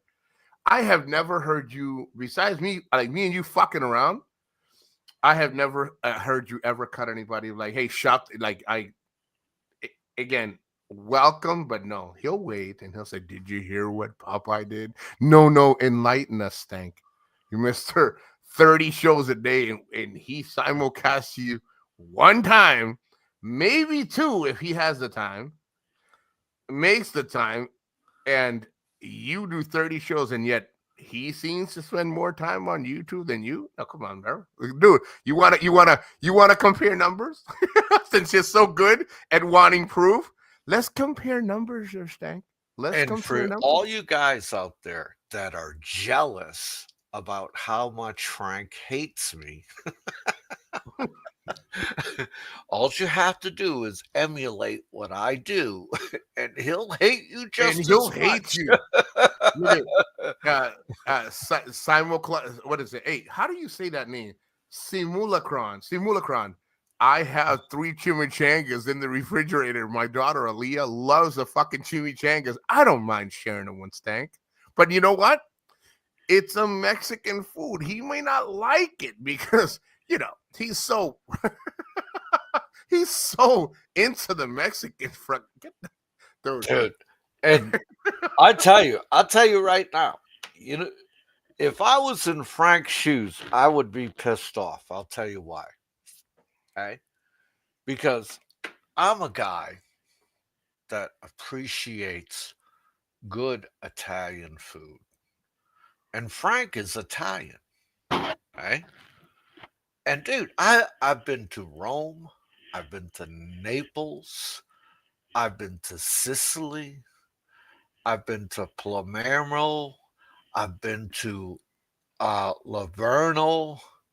These are all the places I've been in Italia. Okay. And I tell you, I love Italian food. And one thing I know about Philippines, you order a plate of spaghetti with marinara sauce, and what do you get? You get soggy fucking noodles. It's not even al dente with ketchup, with hot ketchup on it. That's all it fucking is. It's not real fucking Italian food, okay? All right? Because I'll tell you a little story, Nico. When I was in the eye, my second tour, right? A fucking girl, she just like, come on, let's go to Jollibee's. I want to get some spaghetti. I tasted that shit and I wanted to fucking throw up. Fucking Jollibee puñeta. I wanted to fucking throw up. Right? And I said, bullshit. So I took her over on the base. We went to the commissary, and I bought all the fixings to make a marinara sauce. Okay. And I spent all day fucking marinating it, putting in the right spices, handmade the meatballs myself. Fucking this shit wasn't ready until it was like 6:30, 7:30 at night. Cooked the noodles myself so they're al dente. You know, you put the olive oil, you put the salt, little butter in the hot water while you boil the noodles. I don't want to see that. And So she tasted that shit. She tasted that shit and she said to me, this is awesome. And after we were done eating, she put that shit in the refrigerator right away. She covered it all up and she's, I'll have this tomorrow. So the next day I got off work, I come home. This goddamn 4 Filipinas in my fucking house, and she's feeding them Yep. spaghetti, Yep. meatballs, and marinara sauce. Mm-hmm. And they're slurping it up like it's the Last Supper. Okay. What, dude? And I was Continue, just yeah. rolling, man. I was laughing. And they're like, oh, Kuya, you made this? I said, yeah. Are you a chef? I said, no. I just seen my I just mom know how to make cook. that. I seen my mom make that like a Mhm. million fucking times when I was a kid. It's ingrained in my brain. Okay. And you know, I'm not saying my sauce was the greatest in the world, but it ain't bad. Okay. Well, no. Continue. No, wait till I tell you mine is even quicker because you've already added to that. Continue. And it ain't fucking bad, you know what I mean? It's not some premier restaurant kind of marinara sauce, but hey, it fucking passes, you know what I mean? It's no Jollibee where you turn purple after the second bite, for Christ's sake. 100%. Jesus. They they have no clue. The only thing they do halfway decent in Philippines is some Mexican food. Some Mexican food. That's about it.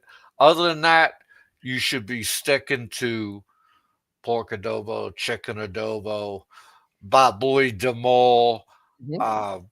pancit bihol, pancit canton. You should be just sticking to that shit, you know, because like spaghetti in the Philippines. Oh my fucking god! And the first time I had a pizza in the Philippines, they used goat cheese Yep. They on the big pizza. I wanted to nutmeg. Yeah. throw the fuck up, man. Yep. I Mhm. wanted to just throw up. Okay. And I said, hey, what are you gonna do? They can't get the right stuff. No, You you know got what to I go to mean? certain areas for that, and Uh, not everybody serves it. so you gotta understand if you're gonna go to Philippines and you're somebody of my caliber when it comes to food, Mhm. beware. You're not going to be happy a lot of the times, okay? I mean, god, I love Filipino food, but after eating it a while, I just get like, yeah, the thrill of lumpia is gone, the thrill of The pancit thrill is is gone. Yeah. gone, you know. Yeah. And you know that song, the thrill is gone. Yeah. Uh-huh. It wears off, man. And What? Yeah. you come back down to fucking earth, okay? And dude, I thank God I was in the military at the time I was in Philippines because I could go over to the base and eat good old fashioned American food anytime I wanted. So it wasn't too bad for me. Now, if I was to go back now, what options do I really have? I would have to run back to Subic City in order to fulfill what I want because they got a lot of American stuff on the base there, a lot of European stuff on the base there, Mhm. and it's come up a bit. It's not like it was in the 80s and 90s, okay? But they don't have anything comparable like down there on the islands in Mindanao, the No, whole unless Cebu. yeah, What do unless you you're near what do you something got? really good. SNR, all that frozen shit that's Yeah, got all that imported shit. Yeah. yeah, come on. The only reason I use SNR is for like baby wipes, toilet paper, stuff like that, something in big bulk. And I want to address what Beach Life 42 says. Last visit, I went to a party with a buffet. I had some lasagna. It was the worst lasagna ever. Have no clue how they made it. It tastes so bad. I'm going to tell you something, Beach Life. I went to Colombia and I went to Costa Rica and I went to the Philippines. I made lasagna in every single one of those places. I could find most of the ingredients, and I can tell you the quality is not as good. And I'm not bashing it; it's just not as quality like they were. You know, they work here. What they Now, do use? you use cottage cheese or No, ricotta? they use goat cheese. No, That's what it no, is, Popeye. stop. Do you? I'm I saying you. Do oh well, you? Let yeah, me ask my question. yeah. Go ahead. Okay. Do you use, you know, ricotta cheese or fucking cottage cheese? No, I use ricotta. Okay. Yeah, So you're on the right track. yeah. And please tell me you use mozzarella. I use a mixture between mozzarella and ricotta Yeah. in everything. See, because the ricotta goes between the noodles. Yes, The but mozzarella just goes on top. Roger, but I also blend. I got a little blender that mixes the ricotta with the Yeah, that's not a mozzarella. good thing. That's not a good thing to do. If you're gonna mix anything with the ricotta, Mhm, take the ricotta out, put it in a bowl, crack an egg, mix an egg in it, mhm. throw a little Italian seasoning in it, Yep, okay, yep. and then shave off some Romano See, see, I, and I'm put. I love where you're getting at. I do that. The Uh, only thing you may not agree on is I actually take fresh mozzarella with it, and I use less at the end, but I mix it in the ricotta because I love the way it goes and blends in between the noodles. yeah, yeah. See, that's why chicken choker. You crack an egg, and you Mhm. beat the egg into the Yep. ricotta, so it doesn't taste like clumpy milk. And you have to buy the real ricotta Yeah, cheese. it Okay, it sounds you crazy, can't buy Antonio. the Publix brand. You Yeah, can't, you can't cheap out and buy the Aldi's brand. You have to buy the good shit. yeah. And when I made it in other countries, Beach Life, it never tasted the same. And I'm glad you said that it was the worst lasagna ever. Many of them, to me, I was so disappointed in what I made, but to them, they were what I was making it for them. I did it one in Colombia. I did it for a birthday. And in the Philippines, I made it just another birthday, and they were like, "Oh my god, this is because they have never gotten to that caliber of how we make it." Now, was I disappointed? Of course, I was disappointed because I wish I could get it. Could I get ricotta? Yeah, I could get ricotta in the Philippines, but was it worth it? No, because it's an upgrade, and I hate to say that, but Now the I truth is the wanna truth. I wanna welcome in Mick Fisher. Sorry I'm late. I was busy completing an order to be sent to the Mandawi Detention Center on 20-pound dumbbells. The receipt can The recipient can the thank me soon. recipient can thank me soon. Yeah, baby. Yeah. Yeah, baby. Yeah, but let's get off the food, man. No, fuck that, man. Hey, listen, we're healthy eating. No, I'm just joking. Go, you do what you want. Man. Go for it. Let's get off the food. I don't want to bore people on how to Yeah, make. we don't want to bore you. Listen, guys, if there was any truth. Oh, listen, I wanted to also say, hey, Stank, I just got a question for you. How does it feel when the long arm comes fucking searching for you, you little fucking puke? You little pansy little bitch complaining about how everybody hurts your fucking feelings. How does it feel when the long arm touches you? Well, maybe you don't like being Here's touched what in that really manner. confuses me, Nico. All right, Mick Fisher went there and tried in earnest to get him to drop the case. He was nice to Mick. Mick was nice to him. And, you know, and Mick took him out to dinner, pleaded with him to drop the case, but wouldn't do it. Wouldn't do it.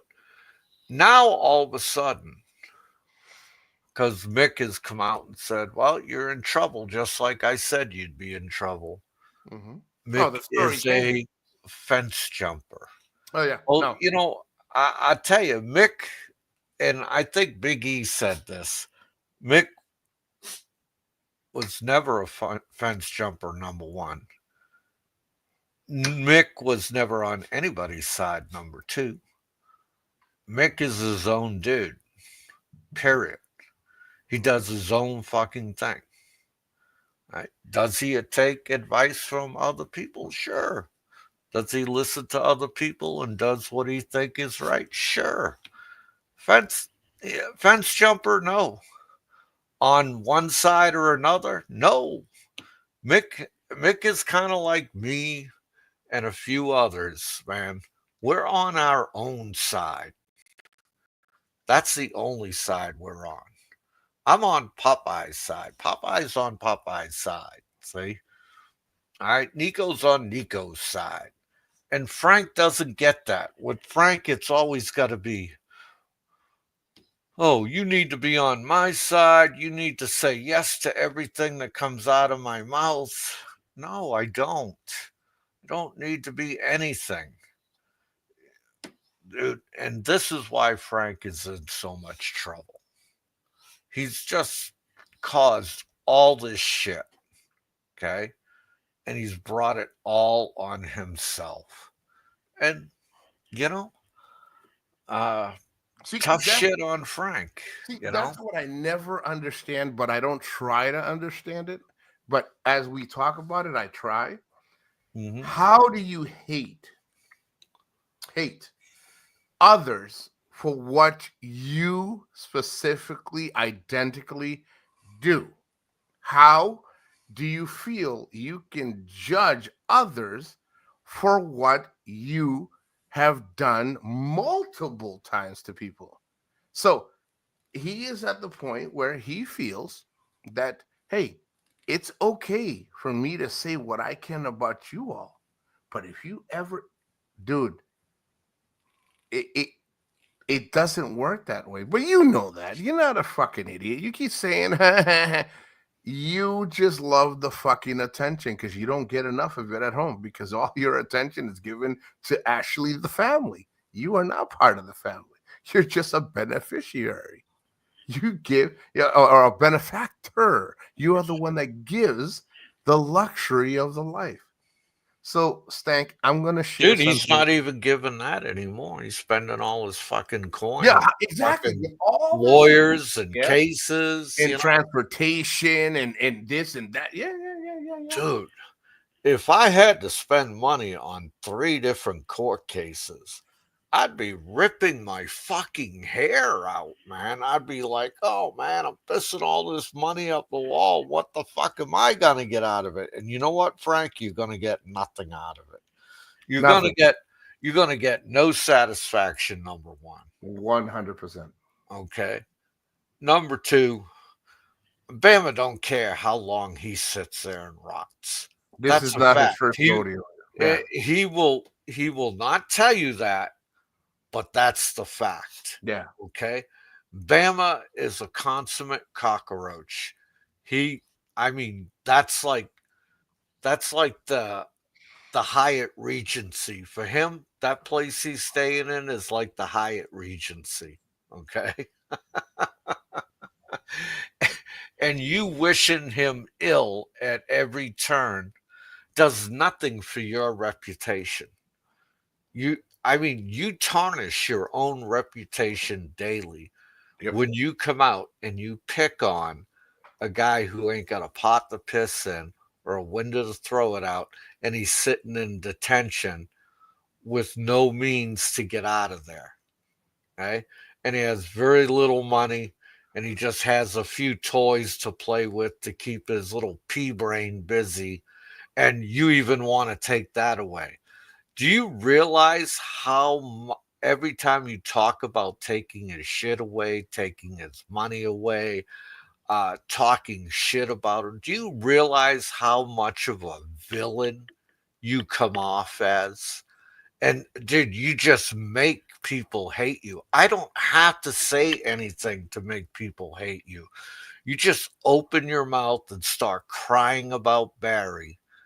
And dude, automatically people are projecting hate and disgust about you. Period. See, and even now, Popeye is such a good person. He says, I could, bro, I wish you nothing but the fucking worst, bro, because you're such a fucking shit talker.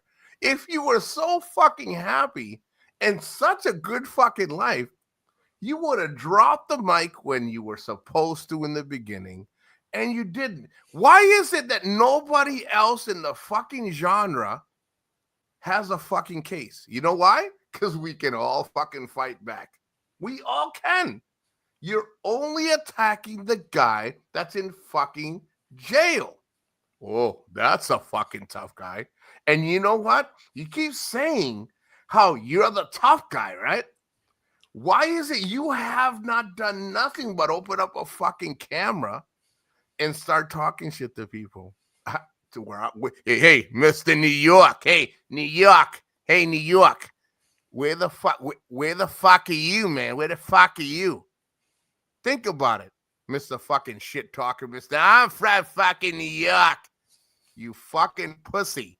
Drop the fucking camera, be a real fucking man, and step up to somebody and make a video later and say, I took care of business. But you can't, because your caretaker has to make sure your diapers are fucking taken care of. You're fucking in the right fucking ferry. You're not in fucking Istanbul. And you got your num-nums. Hey, listen, another thing there, Stank, take care of your neck. It seems like it's fucking hanging really fucking deep. Like, gobble, gobble, gobble, gobble, gobble, gobble, gobble, gobble. Take care of that fucking neck, Mr. fucking doctor. The fuck out here. You see how big those earlobes are getting? Oh, he's such an educator of fucking, you guys dude, don't understand. Dude, you see how big those earlobes are getting? Dude, his earlobes, his neck. You could put a tire swing on those motherfuckers. Bro, you can use that shit when Tarzan was swinging to go meet Jane. Those are the fucking, those are the vines that he was using. You know, Mr. fucking doctor. And you've been sniffing, dude, you've been sniffing more than I've been going to Colombia. So who's the expert on stash? Get the fuck out of here, dude. You don't get it. We laugh at you, bro. We're not even laughing with you. And the more you say shit, the more fucking pathetic. But you sound good to yourself, though. See, that's the key right there. You sound really good to yourself. And you know what? Maybe I'm gonna tell you, Nico. This all stems back to one thing. He was so pissed off.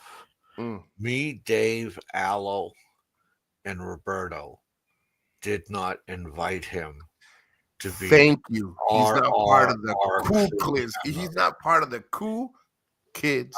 And it just stuck in his craw and still sticks in his craw because he thought, his channel was hot shit. Yeah. Dude. Nobody wants a fucking pest around, okay? Nobody wants a crying, whining little bitch that's going to be yelling every half hour, I'll take you to court. Yeah, I'm so sensitive. You hurt my feelings. You know, dude. And when you come, I mean, and you've seen it when you come on, when anybody came on the RRR panel, if they had a paper tissue asshole, they were not going to last. Yeah, Okay? yeah. Okay. They Yeah. just weren't going to last. And it was never nothing personal, Popeye. It's just either you can handle it and good or bad. At the end of the day, but no, continue. I can do this later. And, you know, fucking Chicken Choker says He-Man Wonder Hater Club, no vacancy, hurt him deep. Do you feel sorry yet, Popeye One? No fucking no. Oh, not a fucking ounce, Not a fucking, man. not one fucking iota, as Popeye would say. Dude. Not one fucking feeling Dude. hurt. No. And you know, when that pest finally gets thrown out of Philippines, I could clear my channel and walk away into the sunset. See, and Popeye is nice because I will continue to fuck with the subject for a while because it's guys like this that think, let's just say he doesn't eat it. Let's just say we eat the crow. This motherfucker wakes up at 5 o'clock in the fucking morning because Popeye fucking rubbed him the wrong way. He should be used to being rubbed the wrong way, the way he rubs other people. And, you know. Dude, last show he did, he was up at 4 a.m. What the fuck are you talking so- about 5 a.m.? See, and that's what. See, the thing is, it's crazy how we like right now. Me and Popeye are having a good fucking time, and you know what? I can understand that none of you guys are in the chat. Anybody else, you can block your fucking name, whatever you want. You should all be on here having a good fucking time because that's another thing that I noticed is that a lot of you guys. It's great that you guys come in here. Guys, come in here. X-Fact, what is it? There was a gentleman called X-Fact. He came in. He had a great time. You just have the fucking fun, man. He will come back. Did you hear Nico? Hey, Stank, if you're going to say anything about me, just make sure that it's good. Stop fucking throwing noodles against the wall and be like, what I think is, the reason I know his tongue is swollen is because, he won't admit it, but, you should be careful the fish that you taste at a certain time of the day there, Stank. See, I can do the same thing. Or, hey, you got to be careful because you could be known as Lick-a-lot-of-puss. And the only puss you seem to be licking is the one everybody else is licking. You see what I'm saying? I can do the same thing, but I don't let it affect my day. You do. You talk about Popeye simulcasting you, and you watch everything we do and everything everybody else does. Dude, at the beginning of the simulcast, he started reading my live chat. Yeah, he's watching it on another on another phone, man. Yeah. If it's not a phone, it's another tab on his laptop. Dude, the laptop don't work anymore. Oh, I mean, maybe that's why he hates you because you actually spent good money. Dude, I spent on this setup I got right now. I spent $3,000. I love it. I play my games, fucking do my channel. I don't have to worry about anything going to shit. I mean, listen, Stank. Okay, thank you, Mick. I appreciate that. Huh? What? Mick message you? And he didn't mess. Oh, no, man. Just move on, asshole. You're fucked up. You're fucked up. No, I'm just joking. Move on. Hey, allow that, Popeye, if you can. If you see it, allow that. Let them watch. I got something that's really good. At the end of the day, Popeye, this is the thing. He doesn't like the fact that he gets it in return. And he said this about me, and he says about this about my woman, but he talks about Shah on a constant basis. He doesn't hate it. He doesn't, I would never do that. And he does the same thing everybody else does. Why? Stank, let me ask you an honest question. This is honestly. All right, this is no bullshit, dude. Seriously. If you know anything about me, it really is an honest question. Why is it you're so fucking hurt about what other people say about you? And before a lot of these people say anything about you, you're already talking dirt and shit about other people. But it bothers you so much when they do it in return. Why? Is it not because they were just as nice as you? You should have shut your fucking mouth. And let me tell you, you are not out of reach. You have been paying the price, and that is what you think we are jealous of? You filing reports and fucking going all the time to fucking court? You haven't won fucking nothing yet. And if you did, the amount of what you get doesn't justify one fucking win if you had one, but you don't. Live your fucking life, dude. You're fucking 70 years fucking old, bro. If that means to me, that means you were fucking miserable for fucking 20, 30 fucking years. And you're getting everybody else or trying to get everybody else to pay a price that you were not man enough to fucking just let it go, man. Grow the fuck up and enjoy whatever years you have left. But you're on Barry's dick all fucking day, man. That says more about you than anybody. Just shut the fuck up and go. Fucking lay on the beach with fucking your caretaker. Go fucking travel. Quit fucking worrying about who the fuck is taking medication when you are so fucked up medically and mentally, and you want to give fucking advice. Just fucking grow the fuck up and just die in peace and shut the fuck up, or join a live like us and have a good time, bro. But stop acting like you're so better than everybody else when you are no fucking better. You will die. I'm serious.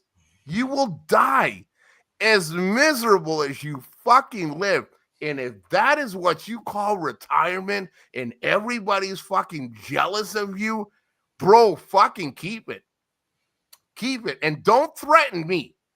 Don't fucking threaten me and tell me I can't wait till Nico. Fuck you and the fucking horse and your caretaker's horse that you fucking rode on. You're not the only one with fucking muscle in the fucking Philippines. But I don't sweat you, bro. You want to talk New York? You want to talk New York? Dude, You're you a don't fucking even. peon, bro. Whoa, pull back. That's pull a fucking back. peon, bro. He's a fucking peon. He's You got pull no back. fucking muscle. Dude, because I'm telling you right now, by the time you get your fat ass to Philippines, he'd have been already on a flight out. It's just, for a part of me, I just wish he would really just fucking think. Dude, you're 70 years old. How long with your and your and your fucking overdose fucking shows do you think you're gonna last? But I appreciate that, Papa. See, hey, Stank, that is something you don't have. Friendship. You see how he pulled me back? Because for some uncertain reason, a part of me feels sorry for you. Really. Because that is the time that you fucking spend. Now, of course, I'm spending my time here with Popeye, but we're having fun. We don't Will you talk please about it. will you please send some peanut butter to Flying Circus? I only come here because I ran out of peanut butter and the dog ran away. Oh, Popeye, I forgot to tell you. I did finish the job in the garage with the dirty sink. Oh, what'd you And do? Did you blow on the pipe and dry the glue? no, I took your advice. I went and I got the tools that I needed, and then I blew on the fucking glue on the fucking pipe.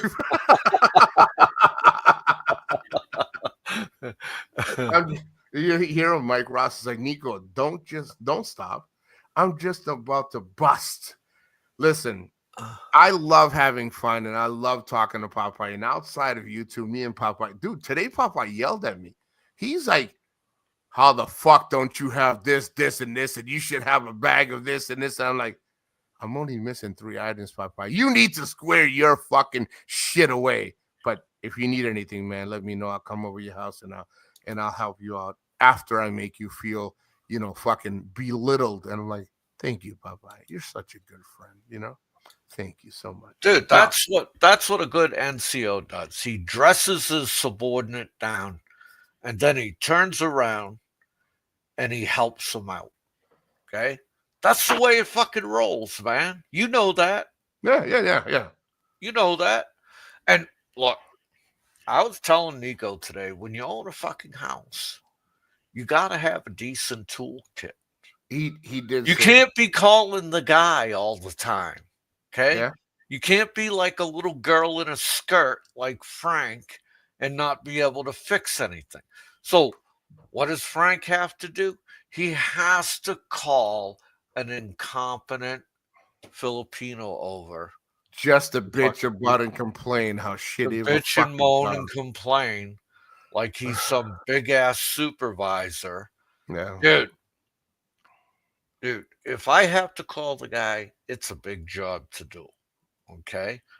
And when I call the guy and the guy comes in, I let the guy do the job. I may watch and learn something, but I let him do his fucking job. And if he fucks it up, there's one thing I know.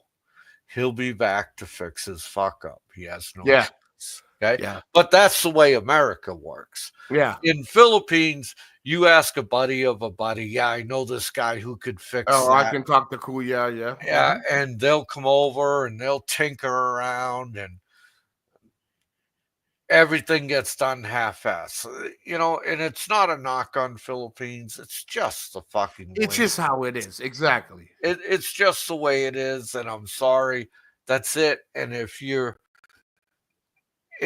not willing to put up with shit like that, you're gonna have a tough time in the Philippines. See, Frank is living proof. And he spent 3 days bitching on fucking YouTube how the guy fucked the floors up.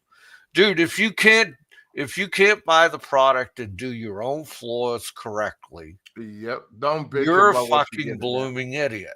Yeah. Right? You should Frank be happy. couldn't even open the can. Okay. Jesus Jesus Christ, you need a fucking goddamn derrick to open the can. It's so hard. Frank, if you don't know how to open one of those little plastic cans, you're in a lot of fucking trouble. Okay. Well, look, Don C. Don C's in the chat. Don C, listen.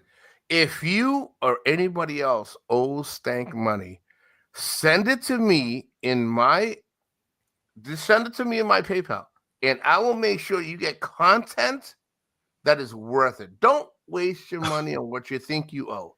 I got you, bro. Flying Circus, you're 100% right. No, Padeco, you are not an inferior race, okay? Who? I'm talking to Mr. Tux. And I tell you, Mr. Tux, there's a lot of things Filipinos can do that Americans can't. Yeah. Yeah. All right. But and you know what? It's the quality, Popeye. They always, even in the Philippines, foreigners always try to find that fucking cheap way instead of looking for the quality of work, which is almost as equal as a cheap pay. Let's see. Flying Circus is at 70. Most people see life in a different way. And you know what? Flying Circus, you're 100% right. They let go of these kind of hateful things.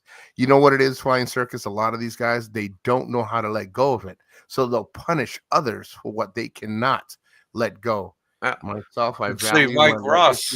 Mike Ross said it good, man. He says professional flooring guy gets 900p a day. The laborer he hired got 400 for $10 more. He could have hired the professional. Exactly.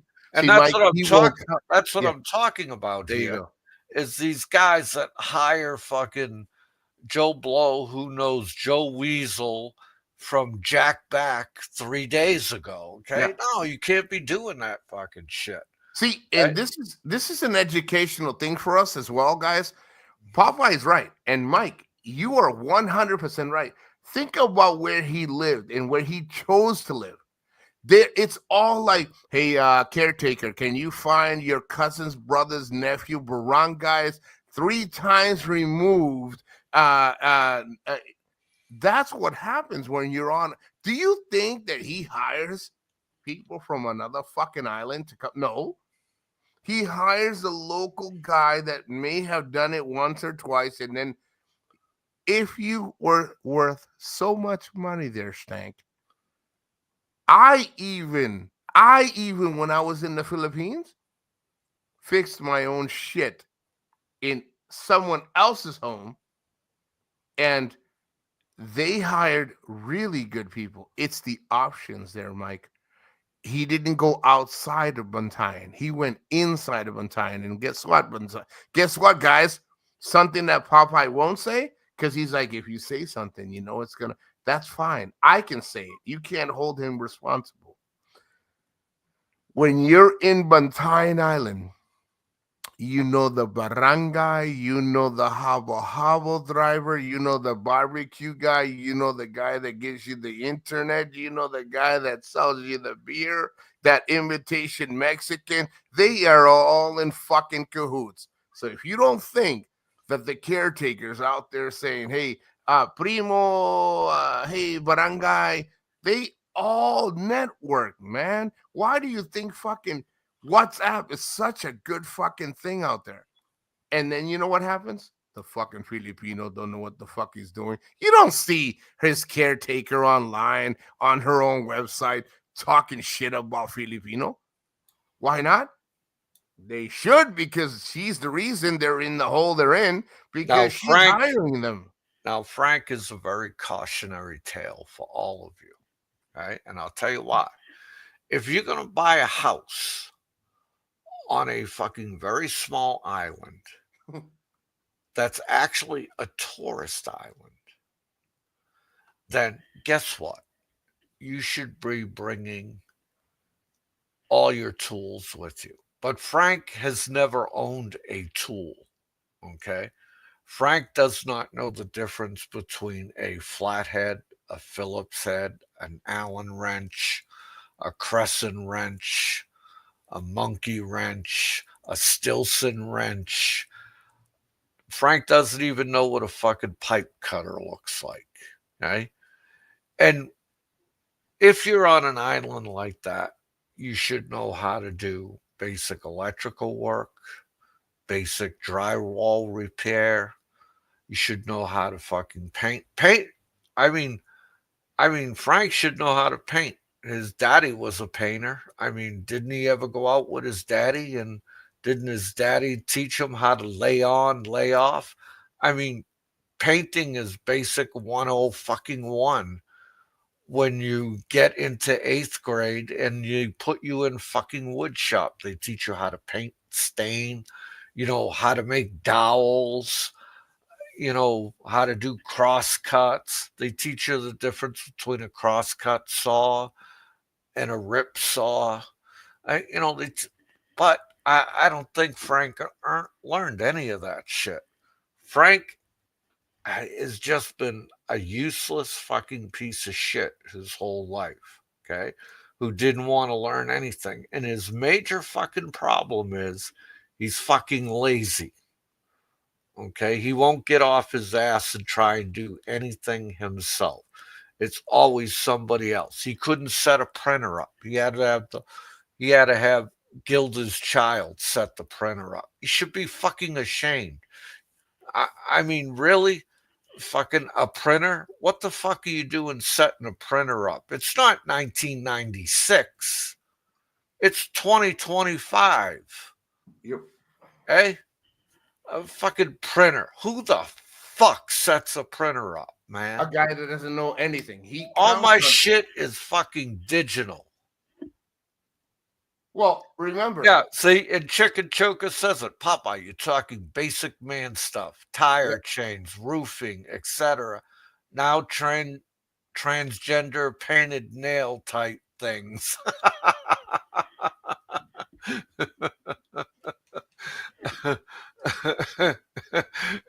Exactly.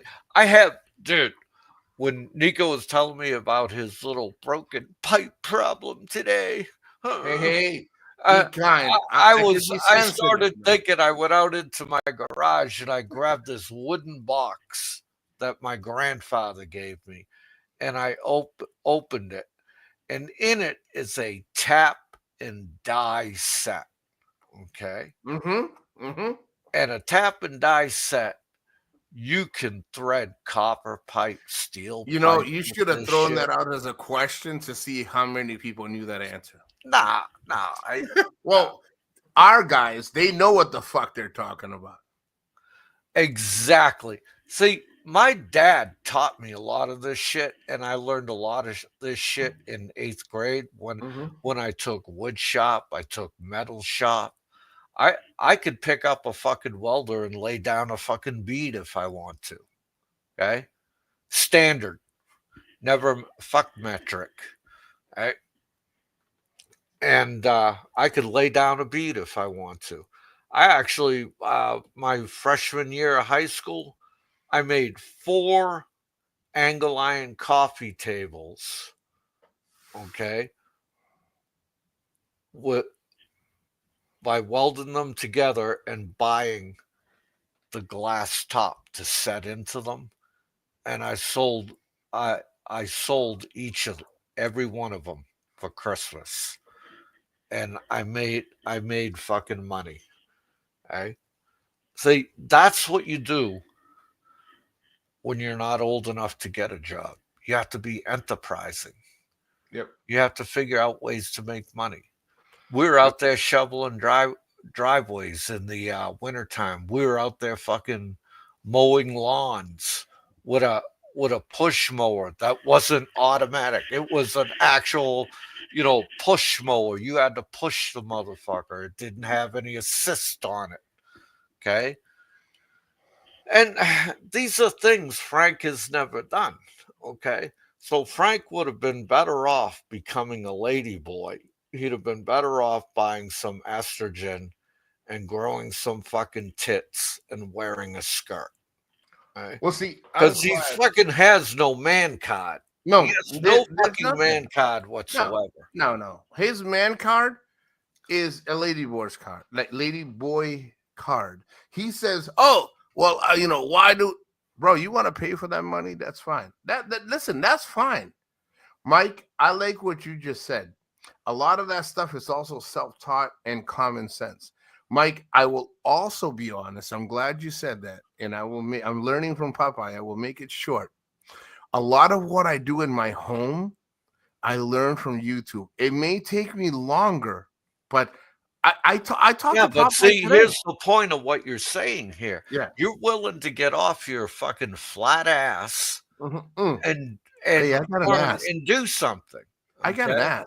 All right. Don't say And flat. see, here, look what Frank has learned. Doug Williams says basic document forging is important troll skill. Yeah, just like he forged his fucking transcript. I mean, come on. No, Jesus guys, I was Christ. talking to Popeye today. And when I was done, I talked to Popeye. I said, hey, it took about an hour. It was like maybe half hour, 45 minutes. He got, so what? And he's like, Nico, what you need to do is you need to go to the Popeye didn't sit there and fucking belittle me. I mean, it wouldn't have worked because I don't have those kind of emotions. But he's like, make sure that when you go tomorrow to Home Depot, this is what you need. Do you have this in your tool set? I'm like, yes, I have this, and this. He goes, even if you don't know, at least have these essential shit. When I go to my garage, Nico, this is what I have. And I said, all right, thank you. He didn't sit there and say, well, fucking these fucking morons. And guys, I learned most of what I learned from either talking to Popeye, talking to Jack, the guy that I talked to, a real good friend of mine, and YouTube. I If I can't do it, and you know what Popeye told me today? He said it today. He's like, I evaluate how far I can go, and if I can't, I'm like, I'm gonna fuck this shit up. I need to hire somebody. Skills are built for people with like that work on that skill. But if you sit there and criticize other people for their skills, and you are the one that hired him, but you are more knowledgeable than the person doing it, why the fuck would you take? Because you know what? He criticizes the fact that he hates where he came from, but he lives off the budget that we provide him because it's so easy to say my back hurts. Dude, And let me tell you, about 20 years ago, I called the guy in to put in a new dishwasher. And he come out. I watched how he took the old dishwasher out. I said, easy enough. Mm. I watched him undo 3 wires in a water hookup. And I said, oh my God. Right? He pulled it away. Then he put the new dishwasher on its side, put the water hook up, wired the 3 wires in, slid the dishwasher back under the fucking counter, nailed everything fucking down, opened it up, took out all the packages and stuff. Oh, let's give it a whirl. And guess what it cost me? Just for him to hook it up. $200. Cost me $175. Mm-hmm. Okay. 3 years ago, the dishwasher shit the bread. I ordered a dishwasher from the Navy Exchange. They delivered it. I put it in the garage. I pulled the old one out and I put the new one in. Okay. Because like I watched how the guy did it was fucking retard proof. Anybody could fucking do it. And I had all the tools to do it. I had pliers, I had Phillips head, flathead. Okay. I actually had upper body strength to turn the dishwasher on its side so I could make the hookups. Very fucking simple. Okay. Very fucking simple. And a lot of these guys don't realize that when you invite one of these guys into your home to do something, pay attention. You'll learn something. And don't talk to the guy and say, why are you doing this? Why are you doing that? Well, yeah, it doesn't look right. Blah, blah, blah. Just watch. Okay. And if you keep your eyes open and your ears open and your suck shut, you'll learn something. Right? Now, that's just the way it is. Now, guys, I will tell you, I don't think Popeye is going to get upset about this, but we were talking about this, exactly what he was talking about. And he told me, he's like, hey, Nico, I want to share something with you. I know you may or may not care, but I don't think you're like that. But I want to share something with you. He shared me that story. And he told me, he's like, I may not have known at the time, but I learned from it. And you know what I did? I sat there and shut my fucking mouth, which fucking Stank should do, and fucking learn from all the shit that we fucking feed. And he said, at the end of the day, when I had to step up to the plate, I fucking knew exactly what was happening. I didn't fucking sit there and belittle the person and say, hey, you're fucking doing a shitty job, even though I didn't know what the fuck I was doing. And guys, this has nothing to do with one or the other. This is what he said before we even got into this discussion. And this is exactly what it's about. A lot of what Stank doesn't have is the reachability to reach out to somebody and say, hey, what's going on? Hey, what do you think about this? I can always, good or bad, reach out to Popeye, reach out to many other sources and say, hey. And a lot of these guys like Stank, he'll criticize you for doing this, this, and this while doing the same fucking thing worse and end up being a bigger victim, but then he wants to criticize you for fucking up. That's the thing that you guys should be looking at. And me, I have no shame to say, Popeye, thank you for today. Thank you for telling me about the shit that I need to acquire.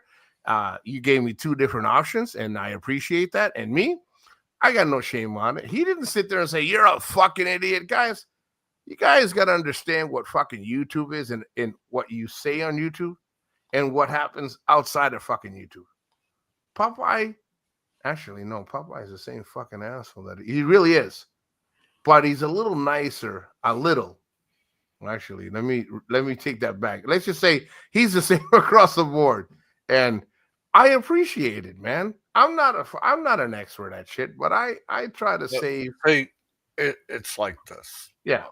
You own a home. I own a home. Hmm?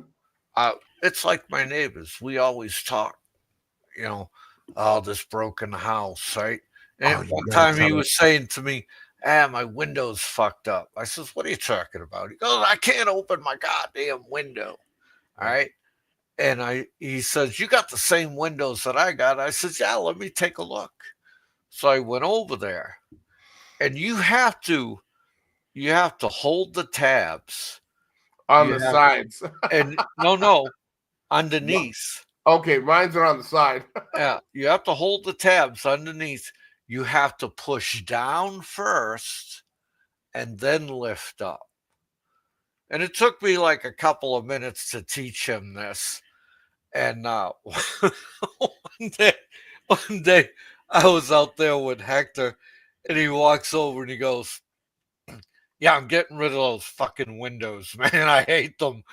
They're coming in having all my windows redone." I started laughing, and I said, "Yeah, I don't blame you. I don't blame you." Hey, guys, this is we can joke around, but this is some real life shit. You know what I'm saying? It's not all about a fucking moron that likes the fucking attention that he likes, and then he'll come out and say, "Ha ha ha, Popeye," in the basement, and Nico, and this and that. Get the fuck out of here. Hey, Popeye, I did send Pollo Loco a message, and I'd rather ask you because that was a really good story, and you don't really share. Would you like to share the story about the sprinkler or not? Nah, because like we gotta close shop, All man. right. We gotta close Hey, shop. Pollo, next time we'll talk about the sprinkler. So I'm pretty quick, guys. I'll let Popeye hit the end. Guys, thank you all for coming in for your sprinkler story. For you, that will be the first story next time I get online with Popeye or I do my live show. I'll tell you. No, that's Popeye's story. I will tell you the next time around, guys. Thank you all for coming, Flying Circus. I did see the email. Thank you so much. And I was trying to put the link in the chat for next time around. Everybody, have a good fucking time. If you are affected by any of this fucking stank shit, don't fucking worry. It'll all never end because that's all he fucking ever will have. And Barry, keep doing what you're doing because obviously it's working because you live 100% rent free in his brain. And I'll let Popeye at the end Oh, finish. that's pretty fucking whitey. Yeah, and hey, listen, I hate all you white people the same way. I know you do. I know you do. There's no favoritism. I know you do. All right, everybody. Thanks for coming in. It's been a fun time. I hope you all have a good evening or a good morning wherever you're at. And remember, this is Popeye One. Fucking out of here.